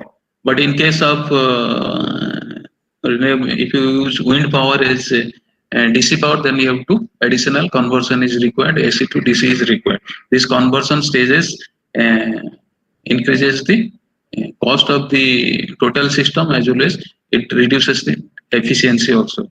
So depending upon the renewable energy, what it actually generates, whether AC or DC, and accordingly if it will be connected, suppose solar cell is generating DC, so if this power will be used as directly DC, then it will be economical, as there is no DC to AC conversion requirement. Similarly, if power is generated through wind energy, so as it generates AC, so if you use directly AC, so this AC to DC conversion stages will not be required, so cost will be reduced.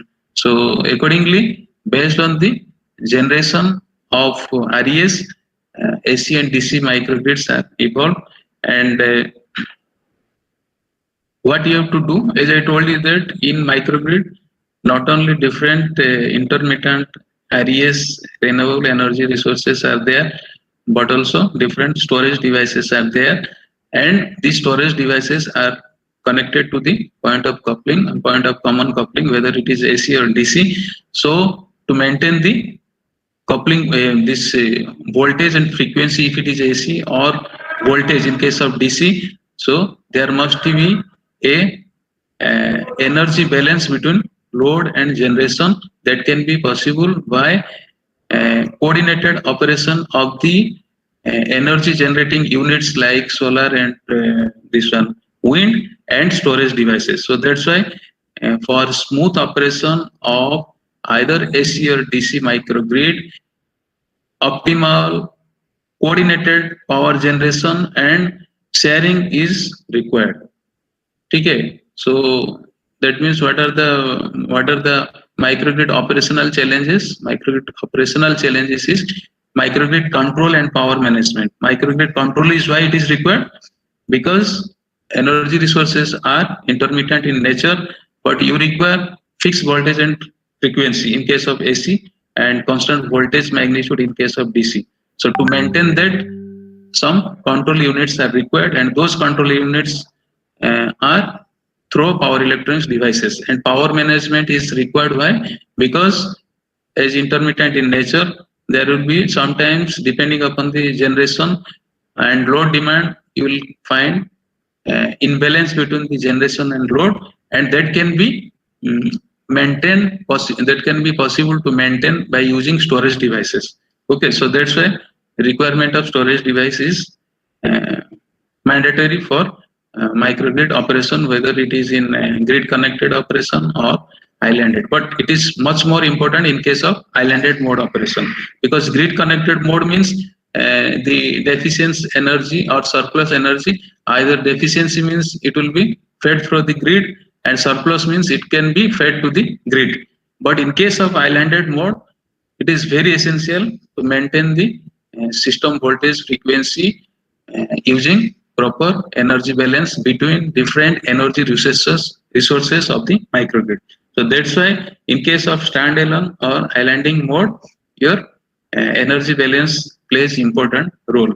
That means proper control strategy has to be incorporated so that there will be a energy balance between generation and load, and through coordinated operation of the energy sources and storage devices. Okay. So those power management strategies are vital for the microgrid systems operating autonomously, means in standalone mode in the presence of few small DG units where no single dominant energy sources is present to supply the power demand. Okay, so energy management is control. One is control. Control is required to maintain the PCC voltage and frequency in case of AC, and voltage in case of DC system, DC microgrid. And energy balance is required to maintain that energy balance. Coordinated operation of energy sources and storage devices essential. And the other challenges, protection challenges. Here I have not written much, but protection challenges means, as you know that traditional distribution system is radial in nature. Power flows from the source to the load in unidirection. Source means from substation to the load.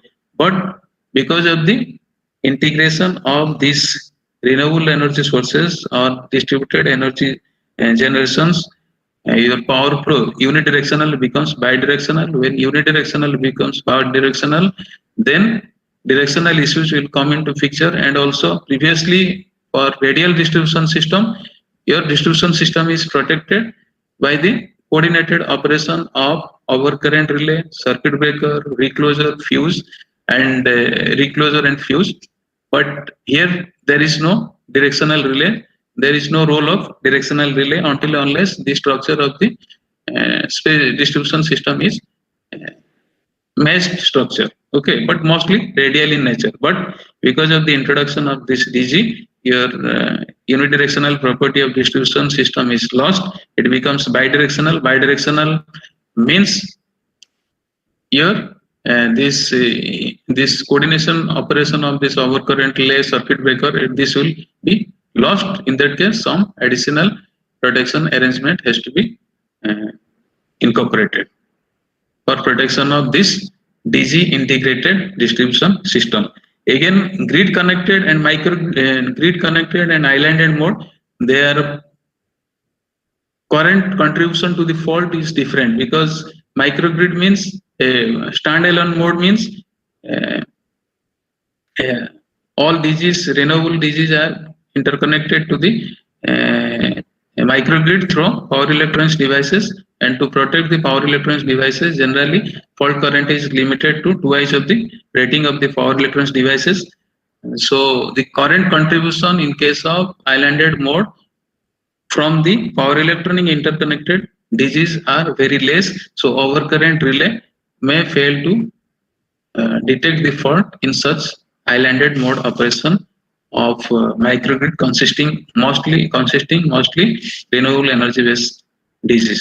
So protection becomes an issue. So in these two cases, one is power management to maintain the power quality of microgrid, and the other is protection because of the various protection issues raised because of the introduction of this RES, how to tackle it. So little bit just I will tell you. And what is the advantage of AC versus DC? Because as you know that AC means synchronization is required, and reactive power compensation, all these things are not required in case of DC. So that's why, and at the same time, the DC power appliances are increased in recent years in our residential complex as well as telecommunication building, internet data.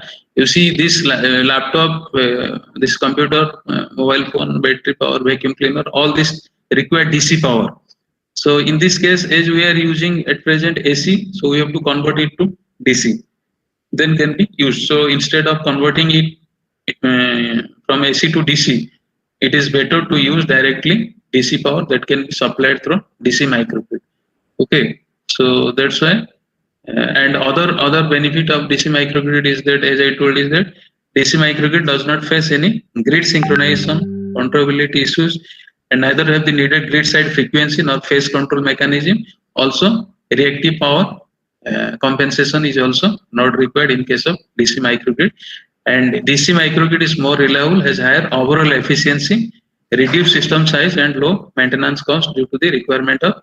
Another thing is that single stage converter as compared to two stage conversion in AC microgrid. That is another advantage. So that's why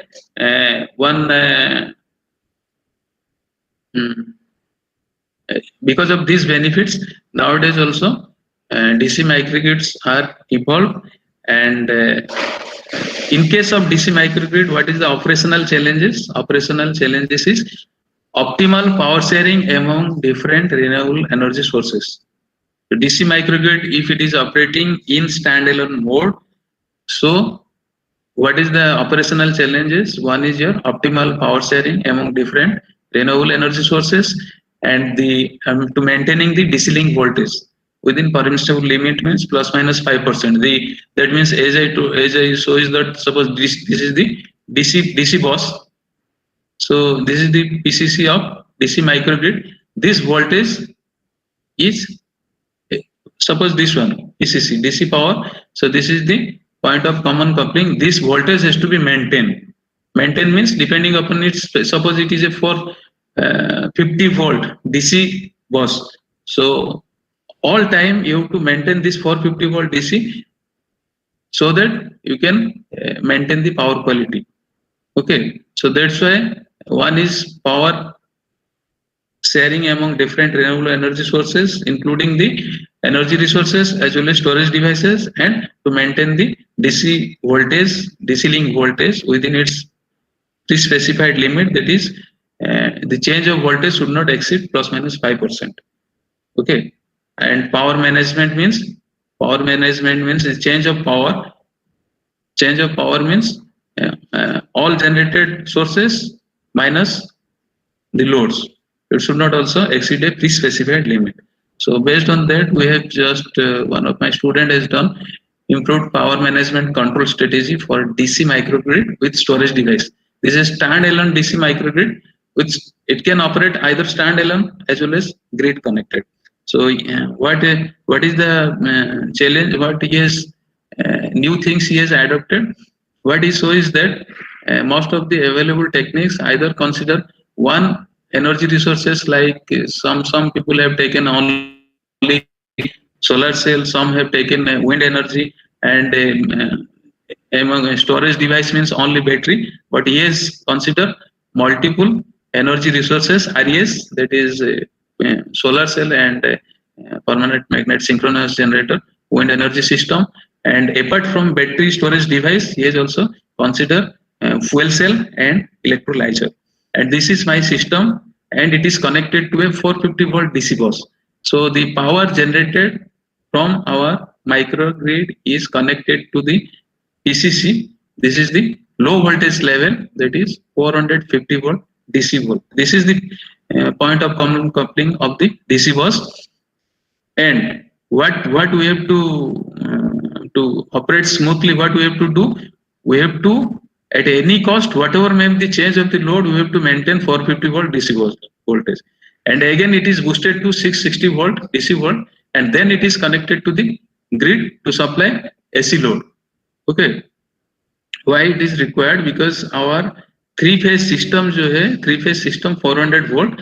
So to invert this DC to AC, to get 400 volt input side is required 660 volt.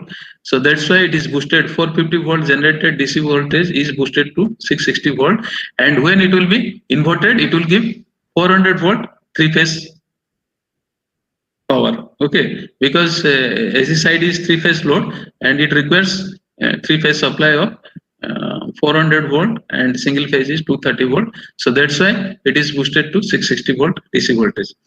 And here to maintain this 450 volt, how to operate this DC microgrid in a coordinated manner so that whatever may be the load change or fault occur in the grid side, we should able to maintain. Here battery may what is generally PI controller is used to change depending upon the how much change takes place in the DC voltage. This 4 voltage, suppose generation minus load, suppose now generation and load are same, so there is it is voltage will be maintained at 450 volt. But if generation is less but load is more, so this will reduce 450 volt. At that time power will be supplied from the battery storage device.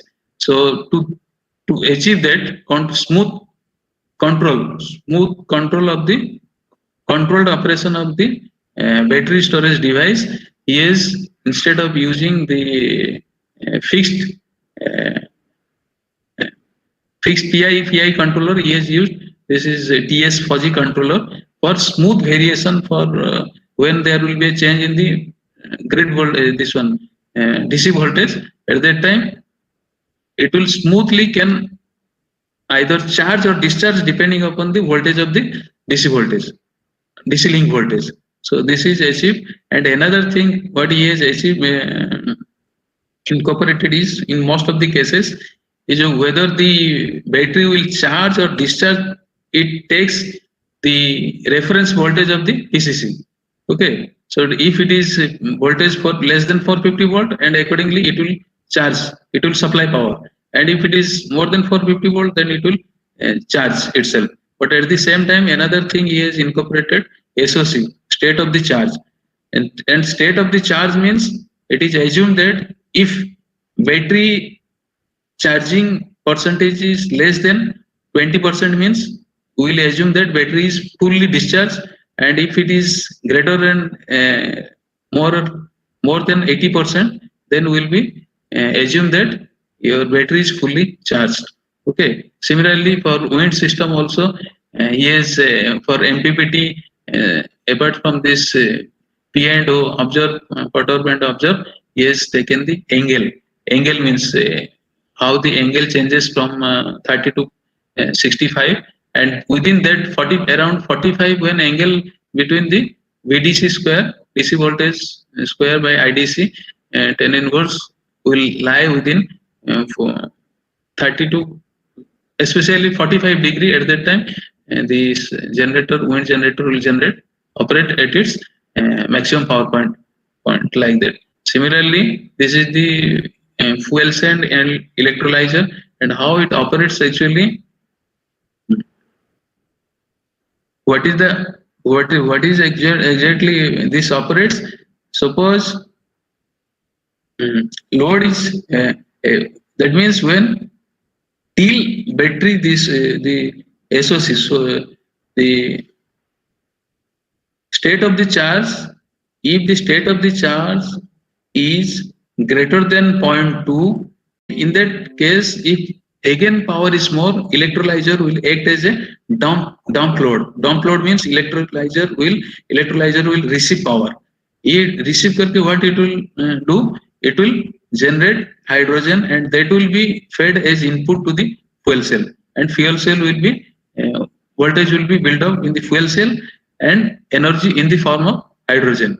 Okay, and when suppose again load is increased, and your battery will give supply to fulfill the load, and if the battery SOC of the battery will fall below 20%, then at that time battery will stop supplying and it will be fed by the fuel cell. So that in a wider range of operation, this system can able to maintain the DC voltage, DC link voltage. Okay. So, and also another algorithm also it is proposed What is that? Proposed control strategy employed for load management during standalone or prolonged islanding condition. Standalone or prolonged means suppose islanding condition, grid is out. At that time, so we have our energy sources are there, storage devices are there. We will try to maintain, try to feed power to the load. But if it continues for long time, then obviously our generation capacity and the storage device capacity will not be sufficient to give the load for a longer time. In that case, you have to curtail the load. You have to start load setting on priority basis. That means priority basis means the load which are very demanded load, important loads, you have to give supply, but the load which are less important, you have to set those loads in case of islanding or prolonged this one. And this is achieved by using this one, by looking to the state of the charge. That means PG means this is the total generation, PL means total load, this is fuel power FC, battery power PP, and state of the charge, and DC voltage, DC link voltage. And difference is P generated minus P load. And if difference is more, then it will see the state of the charge. If state of the charge is greater than 0.8, then it will remain silent. It will continue like this. If the state of the charge of the batteries is less, then PG generated plus fuel cell plus battery is greater than PL, then load set will take place like this. And okay, so this is one performance evaluation under fixed light load condition. As I told is that, so this is suppose PV. PV has shown the irradiance and temperature, and intentionally he has reduced the irradiance. Irradiance, when it will be reduced, the generated power of PV will be reduced. You see here is a green wala. Green is the PV power, as the irradiance is, that means intentionally he has reduced the irradiance. Watt per meter square is reduced, correspondingly your PV power is decreased. Okay, and in this case the total load is only 3 kilowatt, but and the wind is generating fixed power output. The power output of the, because the wind speed we have kept in this case fixed, and as the wind speed is remain fixed, so that's why wind is generating around 6 megawatt of power, and this is the power generated by variable power generated by PV by changing the irradiance of the this one solar cell. So but in all cases your generated power is more than the load power, so there is no power is supplied by battery and fuel cell, they remain silent. But as excess power is there, electrolyzer is receiving that power. Positive means it is receiving that power. Okay, so that will be stored in the form of hydrogen, and that will be fed as input to the fuel cell. And in this case there is a variation in the load generation, but we are able to maintain the grid side voltage 660 volt. So similarly the other cases like comparative during standalone mode of operation, and what is our objective? Our objective is to, whatever may be the change in the generation or load, we have to maintain the DC link voltage within its pre-specified limit. The high voltage side is 660 volt. We have to maintain 660 plus minus 5 volt. Okay. So here also you see load. Load is variable in nature. Sometimes it is reduced, and this blue color is the load. PL means DC load, and PAC is not here because this is standalone mode. So PL is the DC load only. This is standalone mode means grid is not this microgrid, DC microgrid is not connected to the grid. Only DC load is there. And you see here we have considered variable generation for both wind, PW as well as PV. Okay. And this is the existing system. They have considered only voltage. Means they have, depending upon the DC link voltage, there this is what is it called? This one here, DC side voltage is Okay, so voltage-based method means voltage-based method for power sharing. Here you see your PV's power of the solar cell is changing, solar power of the wind is changing, and accordingly this one, ये जो है PB battery power negative means it is discharging. Okay, discharging means it supplies power. Okay, because your load is, this one is the load is increased here, load is increased but your generation is reduced, so battery is supplying power. At the same time fuel cell is also supplying power, but battery is not fully discharged. But our coordination plan is that until unless the state of the charge of battery is less than 20%, fuel cell should remain silent. But in the voltage based technique, even if the state of the charge of battery is above 20%, but still fuel cell is giving supply. But in our case, as we have considered voltage based technique as well as the state of the charge, so same load pattern and same generation, only additional power is supplied by the battery, the fuel cell and electrolyzer remain silent.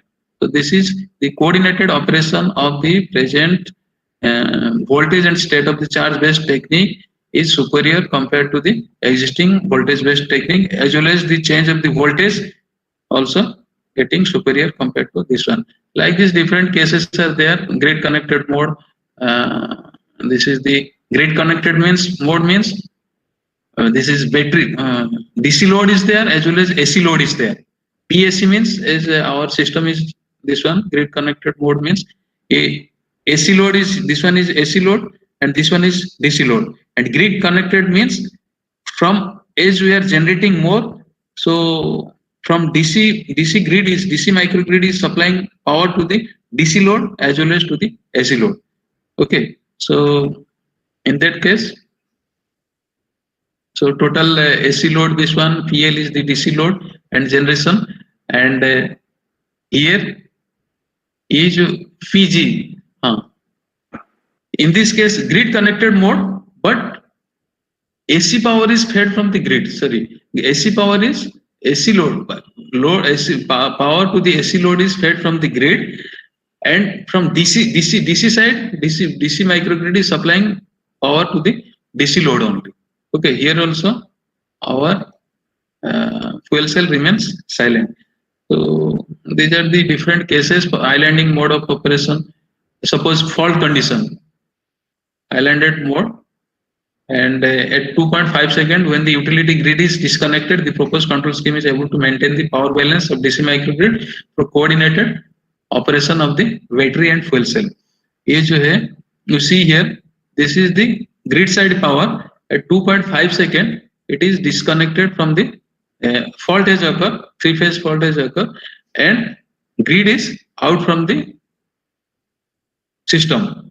In this case, we have to supply, and the DC microgrid should supply power to the DC load, that is PL as well as PSC.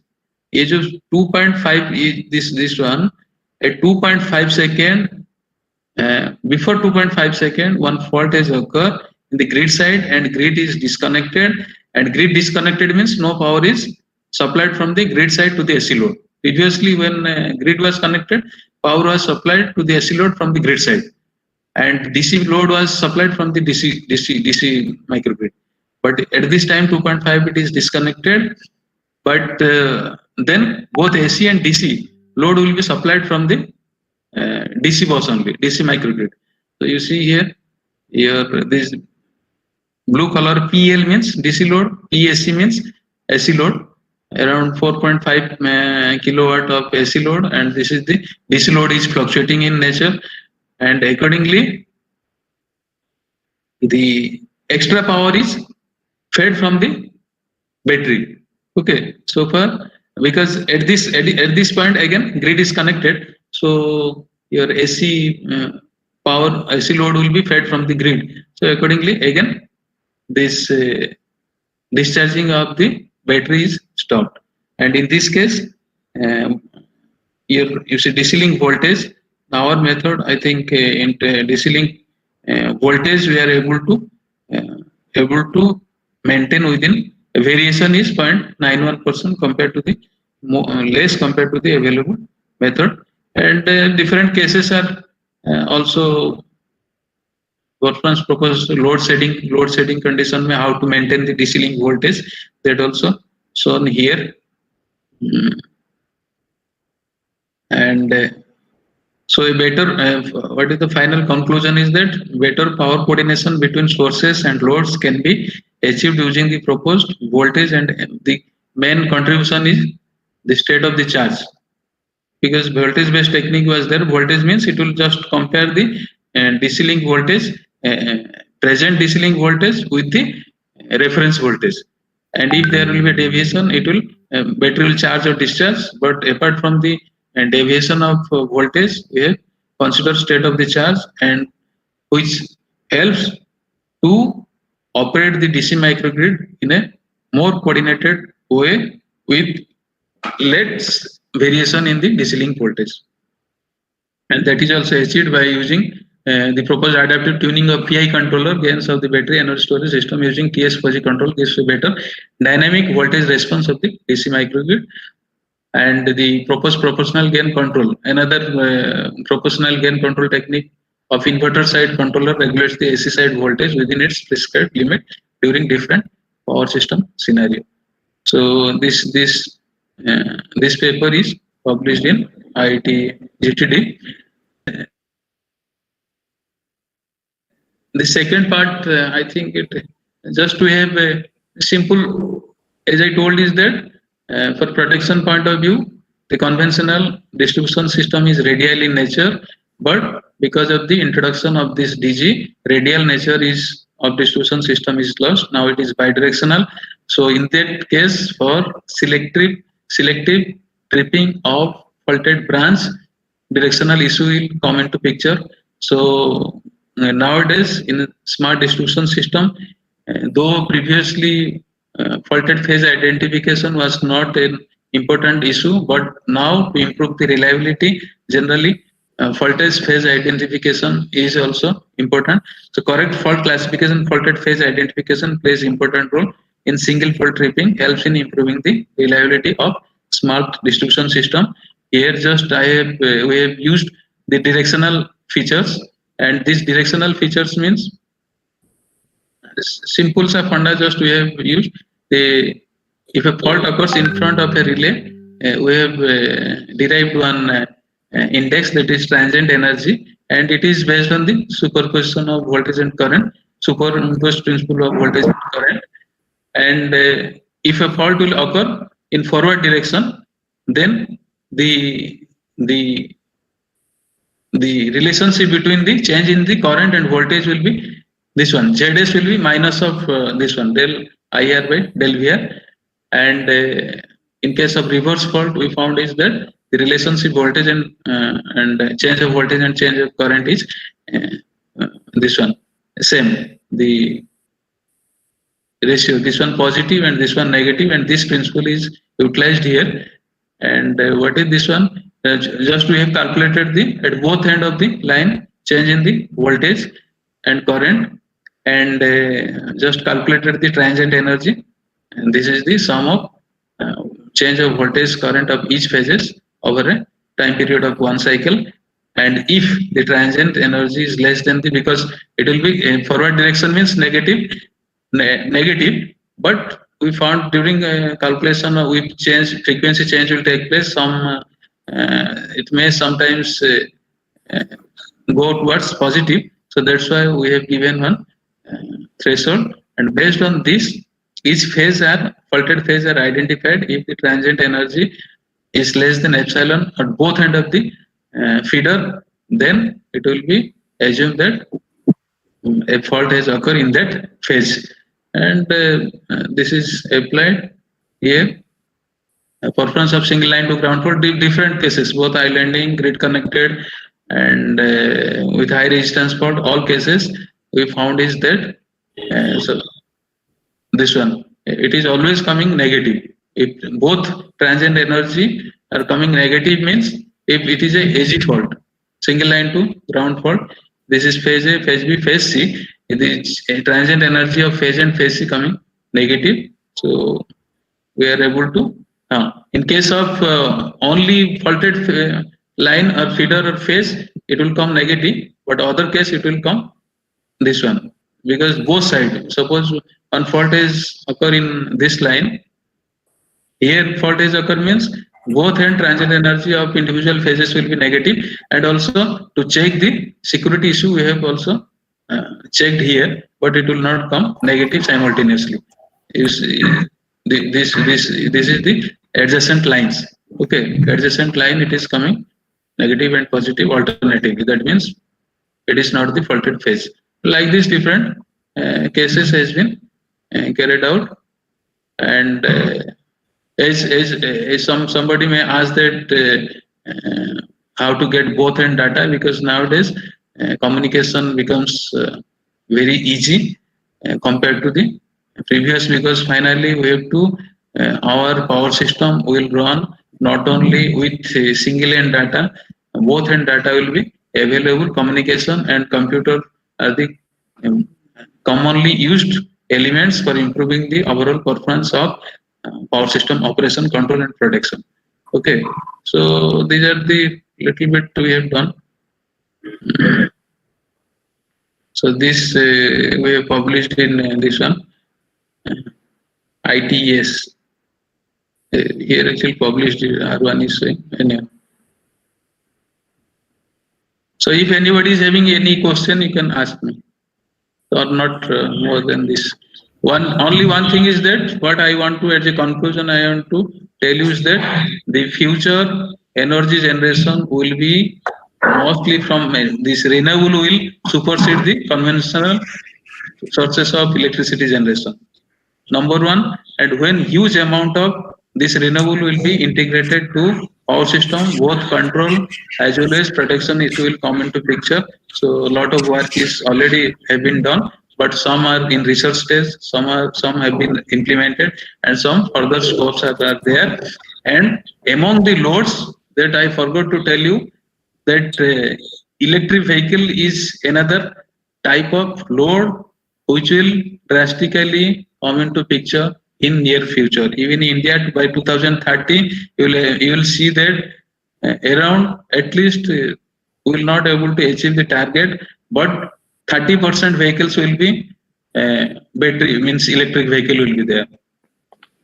So when electric vehicle will be there, this charging is required. So what is the effect of this huge number of charging of electric vehicles on distribution system? That will also come into picture. That means after all, the structure of the power system, not only in transmission distribution system, in future will be changed drastically, as well as load pattern will also change. More DC load you will come across. Okay, so you can ask any question, and many informations are available as I show you, so you can get it. If anybody is interested, you can get it. Not necessary to ask anybody. Clearly, it is available. Yes, any question from the participants?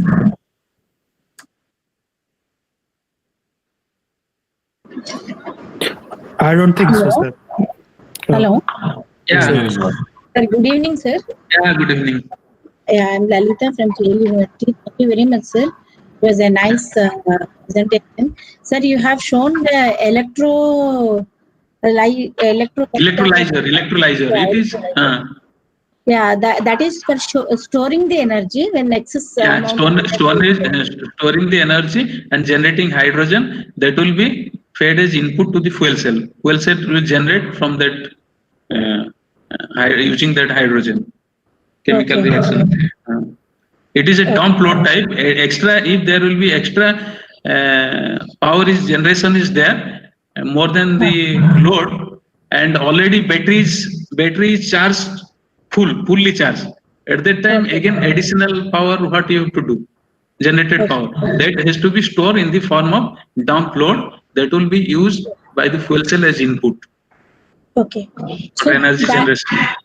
So that has to be used in conjunction with fuel cell only. Yeah.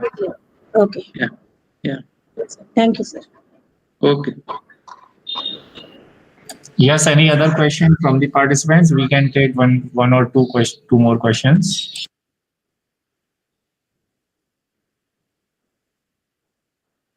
I don't think so, sir. Yeah. Okay. Thank you, sir. Okay. Sir, thank you, sir. Okay, we'll stop. Yeah, stop here. Actually, our new chairman is joining today. Joining means he has already joined, but today he will address to all faculty members at 5 o'clock. Actually. Okay. Thank you, sir. Okay. Thank you, sir, for enriching us with your valuable words and esteemed presence. Thank you so much, sir, for enlightening us on the topic of evolution of Indian power system, structure of microgrid, operational challenges, power management control strategies for DC microgrid with storage devices, protection issues. I would also like to thank all participants. Now, with this session is over. After a short break, expert at 5 will start at sharp 5:30 p.m. Thank you all. Okay, Jitendra ji. Okay. Thank you so much. Thank you, sir. Thank you, sir, for being here, sir. Okay. Yeah. So we'll close. Yes, sir. Yes. Sir. Yeah. Okay.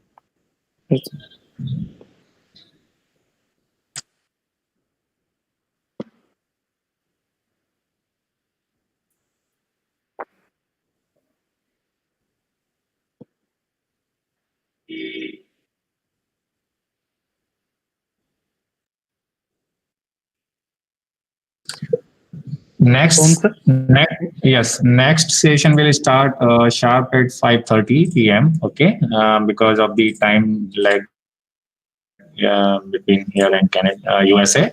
So next presenter is Dr. Krishna Murari Pandey. So he'll be there for expert talk 5. Okay, thank you. 5:30, no? 5:30, yes. Okay.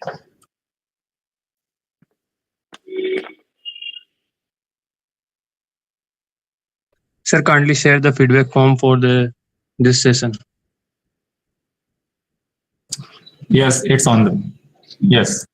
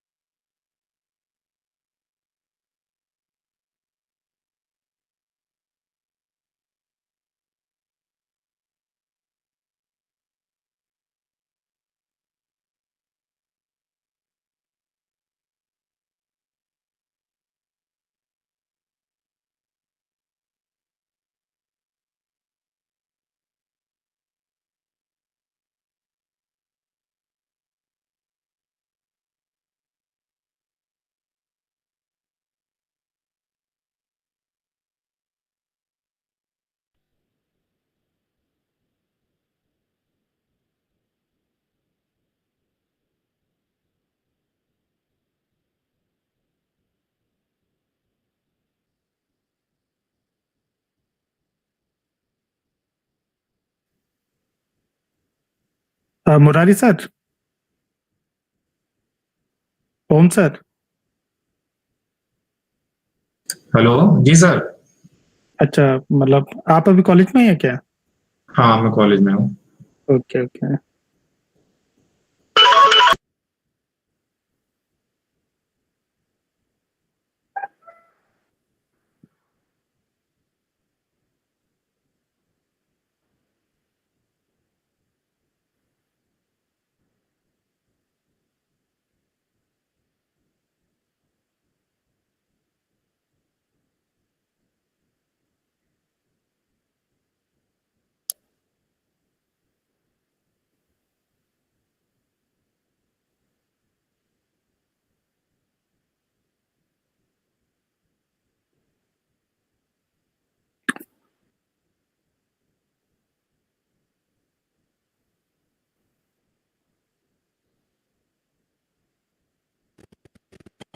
Hello.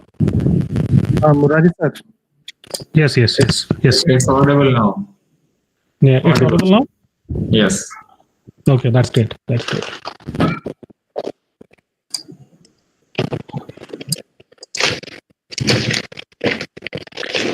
How are you, Murari sir? I'm good, sir. How are you? Fine. So, what is the time right now there, sir? It is around 8 o'clock, sir. Okay. In the morning, not night. Okay, yes, it's morning. Let me send a message to the group so that they may join, right? No problem, sir. So who will be the volunteer, Akash? I think he's already there. Yes. Okay. Akash, please wait for a minute, okay? All right, sir. After 5:30, you can start.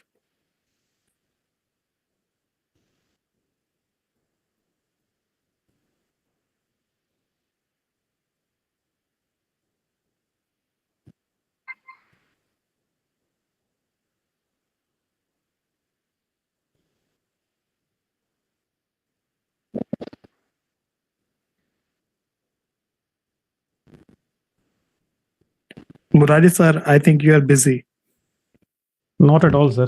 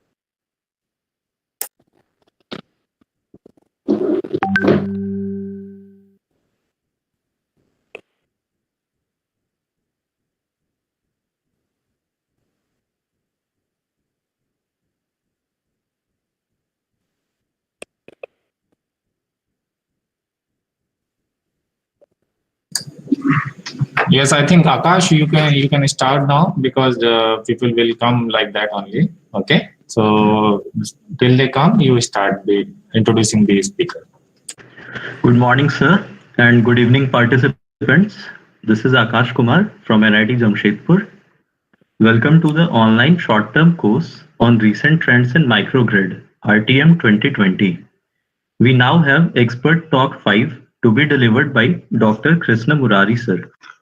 Dr. Krishna Murari, sir, has received his BTech degree in Electrical Engineering from WBUT in 2010 and his ME degree in Power System from Thapar University, India in 2014.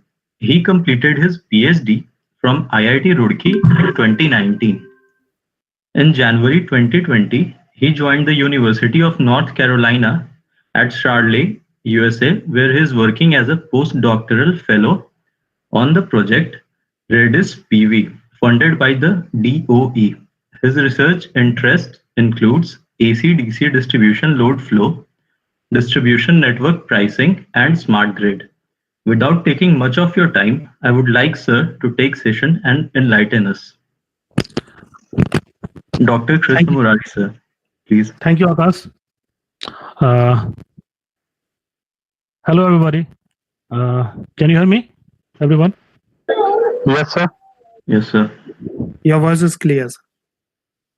Okay.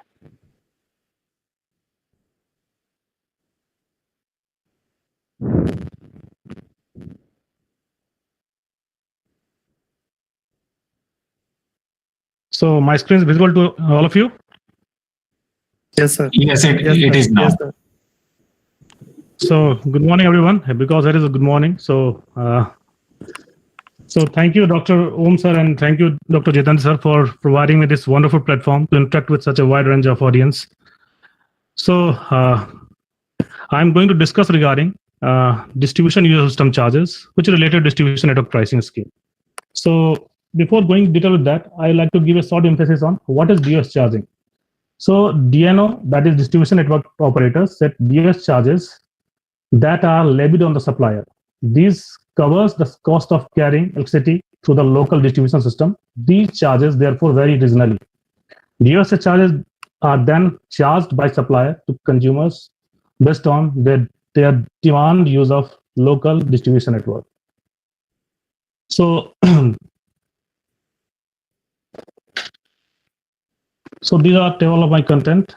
This is first of all, I will discuss how supplier provide electricity, then component of city bill, DS system charges, what is it? I will discuss and deal with that. Then existing DS charges methodologies, and then the advanced charging methodology, that is megawatt MBR mile DS charging methodology. Then some of the test results related to that, and then application of DS charging methodology to certain scenario where we can discuss what are the impact of it and how it is going to impact the customers. Then impact of renewable generations on the production system and its ultimate impact on DS charging methodology, and then solution project, some test results and observation and conclusion references are there. So first of all, we'd like to discuss in detail how supply providing city and how DNO and TNO comes into effect and how they are charging DS to the customers. So the supplier purchases electricity from generation companies on your behalf. The supplier is then charged by national transmission network operators and distribution network operators who deliver electricity to your premises. The supplier passes these charges to you in your electricity bill, shown as TOEs and DOS charges. In some part of world, they show it on the city bill, and some part of world they are embedded in that. So these are all component of electricity tariff that is shown to you in your tariff. So these are certain components out of which DS and TOS charges accounts for around 27%. Out of which DS charges accounts for around 90 to 20%. It's very from region to region. So what are DS charges? I will discuss in details now. So DS charges are the charges applied to every connections. That means every customers which is affiliated distribution network, and these costs are being collected by distribution licensee which build distribution network to operate, maintain, repair, and invest in the network. These are the charges that has been recovered from you or indirectly through you, but it is invoiced to the suppliers by the DNOs. So DS charges methodology is a prominent means for investigating the economics involved in distribution of power via a distribution network. DS charges are not invoiced directly to the customers. The distribution network operator invoices the customer supplier. DS charges is an enduring charge invoiced monthly by the DNO to the customer supplier in order to recover the allowed cost associated with providing the electricity through distribution network. The supplier incorporates this within the electricity with the customer electricity final electricity bill. DS charges are one component of customer electricity bill and typically presents around 15-20% for a domestic customers. DS charges are the overall process of translating distribution system and utility cost into overall distribution charges. That means the cost of building, operating, maintaining the distribution network. These are the charges are being involved in your DS charges. Your charges based on the volume of city, how you are using it, how it is going to affect the network. All these are factors being considered while charging the users for that. So there are certain charging methodologies that is existing till date. which are mostly based on power flow. That is, there are three categories in which we can distribute them. One is megawatt miles based distribution charging methodology. That means it only acknowledges for the customer use of only real power and how they are using it, at what distance is being carried out to deliver the power, what are the impact on network, how they are making it. So these are things that have been considered while charging the customers. Second is MVA-based mile charging methodology, which is mainly based on what amount of MVA is being consumed by the customers, but it doesn't account how. When suppose we have both real and reactive power at a certain point. At the same point, hello. You're audible. Yeah. So in the MVA miles based charging methodology, so this is the charges that is incurred by the customers at certain point based on the amount of MVA that is being consumed or delivered by them. But it doesn't show that if real power is being consumed or reactive power is being delivered. That means it may lead to false charging at some point of time. And the third one is megawatt and MVA miles DS charging methodology, which is the most advanced of all of them, which account for both real and reactive power use as well as distance, directions, and magnitude they travel to support the customers and customers' impact on system power factor. All these factors is being taken into account. So first of all, I'm discussed what are the drawbacks of the megawatt miles charging methodology. Megawatt miles charging methodology acknowledges the effectiveness of the network usage due to real power only by the consumers. It fails to access the cost or benefit to the network due to reactive power. A considerable proportion of distributed generation are wind farms where the reactive power drawn can be significant. If only active power flow is considered in DS charging methodology method, it will credit wind generator for its active power injection, but fails to penalize for its reactive power drawn from the network, leading to misleading locational signals. So it may lead to false pricing, as well as it may undercharge the customers or undercharge the generators in certain cases. Now the advanced method, one of the advances is MVA miles, but it has also certain drawbacks. The MVA miles method is considered as a better alternative to megawatt miles method, but it has certain demerits. For example, it works well in the scenario where there is a simultaneous energy generation and consumption at the various levels. It also keeps track of the net real and reactive power flow in the system. However, the direction of flow cannot be ascertained by this method. Example, in the case of wind generators where real power is injected and reactive power is simultaneously withdrawn, it fails to detect the direction of power flow, which may result in false pricing. Hence, an advanced DS charging methodology is required. That's why megawatt MVR miles method is necessary for exactly charging the customers for their net use of the real and reactive power, as well as how they are affecting the system power factor. So all these factors have been taken into account while charging the customers. So the megawatt MVA miles method is used for pricing real reactive power separately, taking into consideration the distance, direction, and magnitude that travel to support the customers and customers' based system power factor. Based on power flow obtained through each facility and the manner in which power is being delivered to customers, the network user will charge accordingly. The proposed charging mechanism also penalize the users in accordance they are affecting system power factor. So I'm going to discuss how MVR miles megawatt plus MVR miles DS charging methodology works. So this is the two triangle concept that has been derived for charging the customers. So unit cost of facility for supporting 1 MVA flow is being derived with these equations. So this is unit cost to support 1 MVA of power to customers. Second is the cost due to real power flow, cost due to reactive power flow, and then total chargeable cost is being derived, and then you can charge the customers based on this equation that has been derived, that total megawatt flowing as well as total MVAR flowing, length it travel, and total charges. These are the equations that are derived for charging the customers. So now through the example, I am going to emphasize how the proposed charging scheme is advanced compared to the existing method. So we have taken certain cases. For example, first of all, this network is a 2-bus network. This is a reduced network of the Western Power Distribution Network. For better understanding, the study illustrates the proposed DS charging method by only allocating facility F cost to customers at bus 2 according to the extent of use of facility. So, for example, bus 2 is here. We are only looking for this customers located at this bus and how they are using the power and how the DS charges is being derived from them. So we have charged the customers based on 3 different methods that we have discussed right now. One is megawatt miles method, one is MVA miles method, and the other is megawatt plus MVA miles method. The net recovery using megawatt miles model is a small proportion of total network energy cost as it considers real power only, leaving large unrecovered revenue to be allocated in an unencoupled approach, that is reconciliation approach. So both MVA miles and megawatt MVA miles recover significantly higher revenue as both real and reactive power are being taken into considerations. Now, second case is when generator comes into play. Now, as it is seen from there that at bus 2, where it is injecting 20 megawatt power into the network, but taking 20 MVAR.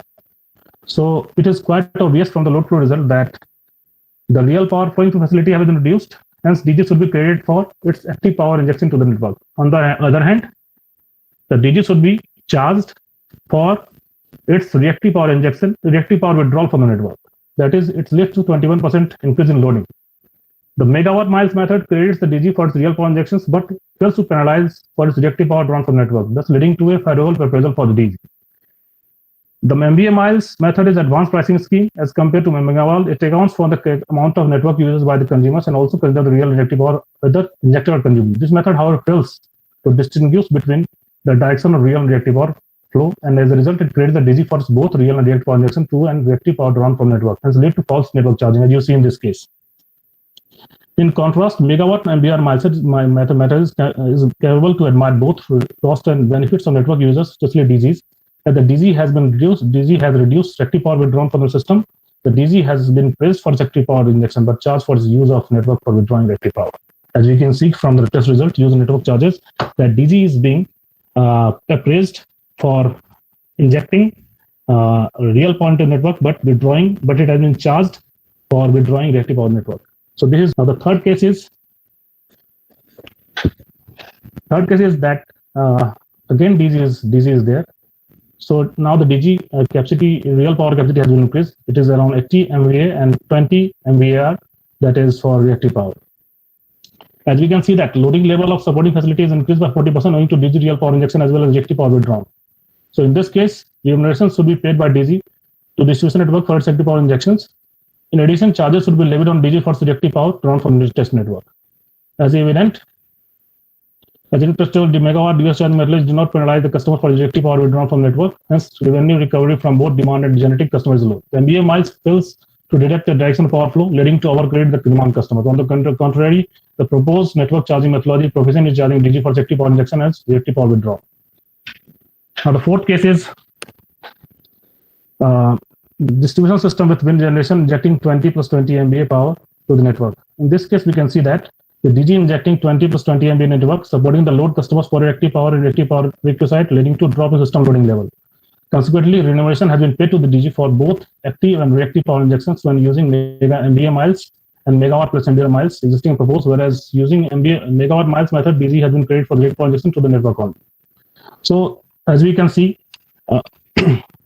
that megawatt MVA miles charging methodology that reflects 3 key cost driver in the network development. The first one is distance used to support nodal real and reactive power injection withdrawal, and the degree of support offered by the network asset. That means how much capacity is allowed to transfer through that particular corridor, and the condition of supporting network asset in terms of their operating power factor. So these are the three case cost driver in this charging methodology. The inclusion of third cost driver, that is the operating power factor, allow us to charge or appraise or penalize the customers based on how they are using it. For example, if they are enhancing system power factor, they will be appraised for that. If they are affecting the system power factor in reverse manner, they will be penalized for that. In addition, the separation of real and reactive power pricing could give network users clearer indication to the cost of their respective real and reactive power drawn from the network, which in turn could help them to evaluate the economics in investing the reactive power compensation device. So these are certain important aspect of the megawatt MBR methodology that we discussed right now. Now we have to discuss what are the applications. For example, this particular case, we are investigating the impact of production system respondent cost on the consumers when renewable comes into play.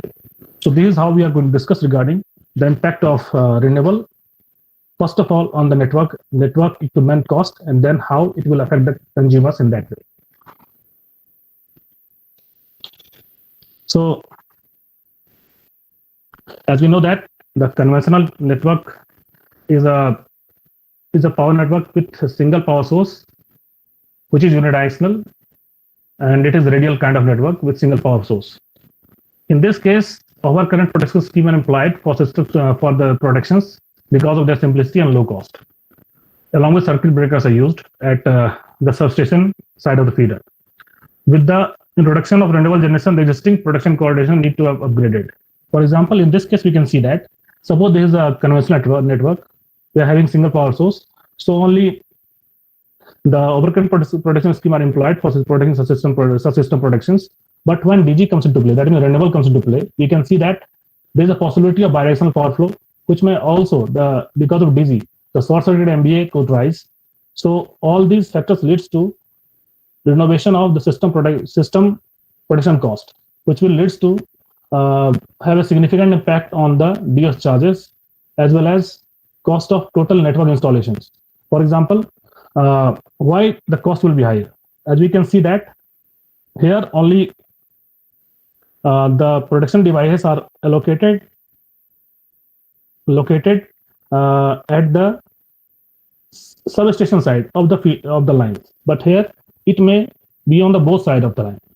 Why it is that? Because fault current can be bidirectional, so we need to have this kind of protection scheme. So it will have certain cost. Why additional cost is required? Directional current protection relay with associated circuit breakers are required for both sides of feeder connected to buses where there is possibility of bidirectional fault current flow. In conventional distribution system, our current relay along with circuit breaker is. Now, what is the impact on consumers? Protection respondent cost will significantly impact the network cost, and as a consequence, it will impact consumer economics. DS charge is a key factor for scrutinizing the economic impact on the consumers. So how to deal with that? So there's a procedure that is being shown here. In this case, we have to first of all compute the total network cost of conventional distribution network. Now, apply the DG where it is yet to be situated in that network. Apply the DG and see what are the changes is going to make in the network. Means what additional things we have to incorporate in the network. For that, we need additional cost. For example, as we can see in this case, this is 33 bus network. This is sorry. This is utility grid. So the conventional protection scheme is having overcurrent relay circuit breaker only. But now when DG will comes into play, first of all, there is a rise in system MVA, short circuit MVA, which will also leads to the installation of higher capacity circuit breakers. And the second one is the fault current can be bidirectional. For this, we have to change. We have to apply bidirectional protection scheme and see the renovation cost is required. For example, in this case, additional cost in each facility, in each line, that is $19,000 is required for each line. So it will lead to a vast amount of cost on the consumers. Hello, can you hear me?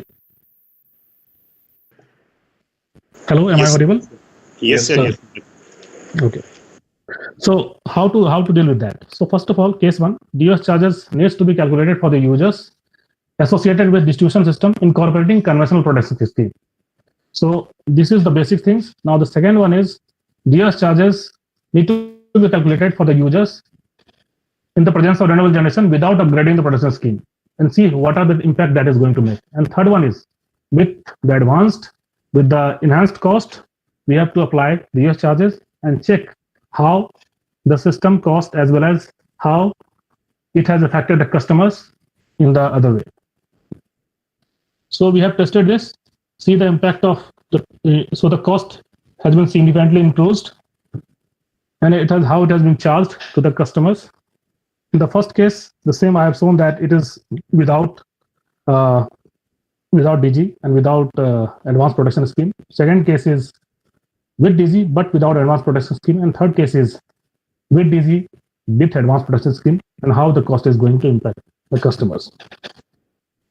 So as we can see from the result also that the developed charging methodology used for separately pricing the real and reactive power, taking consideration distance travel to support the customers, but also customers in system power factor. So this is the result is being shown that the extent by which system power factor is affected because of customer T depends upon magnitude of reactive power and distance traveled by customer power, reactive power to support customer T. Example we can see from here, XT is one of the factor, and how XT is going to impact CCTQ. That is the being charged to the customers in that way. If XT is higher, CCTQ should be higher also. So we can see from the result that if XT is higher, that means MVA flow over the line is higher, then users have to pay for higher sum of money annually for the reactive power consumption, and customers are being penalized or praised in accordance. They are affecting system power factor. And encourage users to act based on the noise generated each location. It is being revealed from the load flow result that the real power flowing through the facility has been reduced, and DG should be credited for reactive power injection to the network. On the other hand, charges should be levied for the DG for the reactive power withdrawal. So what are the concluding points? This work aims for the determining the economics involves the distribution network in delivering power to consumers. A power flow based megawatt MVA or miles method has been proposed for our purpose. The developed charging methodology is used for pricing real and reactive power both.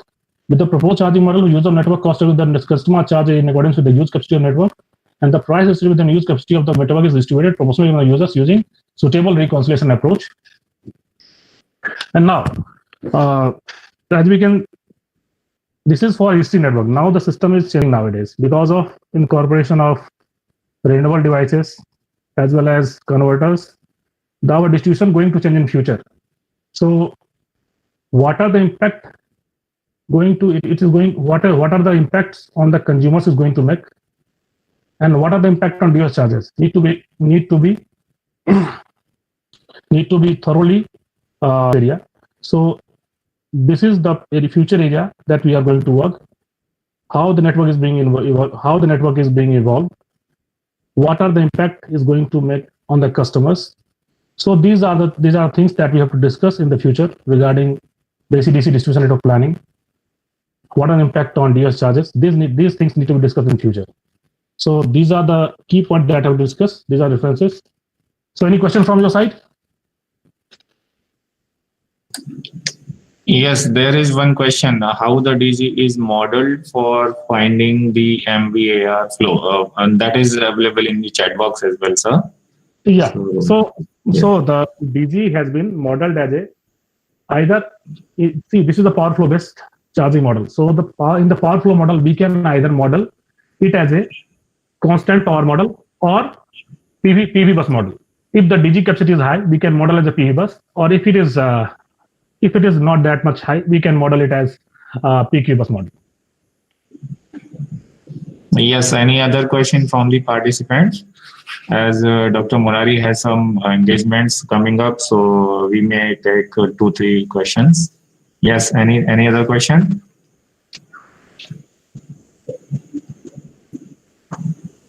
Okay, so if there is any, you can directly contact Dr. Murari on his email ID that we'll provide you. And now I would ask Mr. Akash Kumar. Are you there? Yes, sir, I am here. Okay, please. Thank you, sir, for enriching us with your valuable words and esteemed presence. Also, I would like to thank all the participants. Now with this session is over. We will meet tomorrow for Expert Talk 6:30 p.m. IST. Thank you. Okay, thank you, Dr. Murari. Thank you so much for finding time out of your busy schedule. Thank you, Murari sir. Thank you. Thank you, sir. Thank you. Okay. So tomorrow we'll meet participants. Tomorrow there will be Expert Talk 6. So till then, thank you. The feedback form is coming up.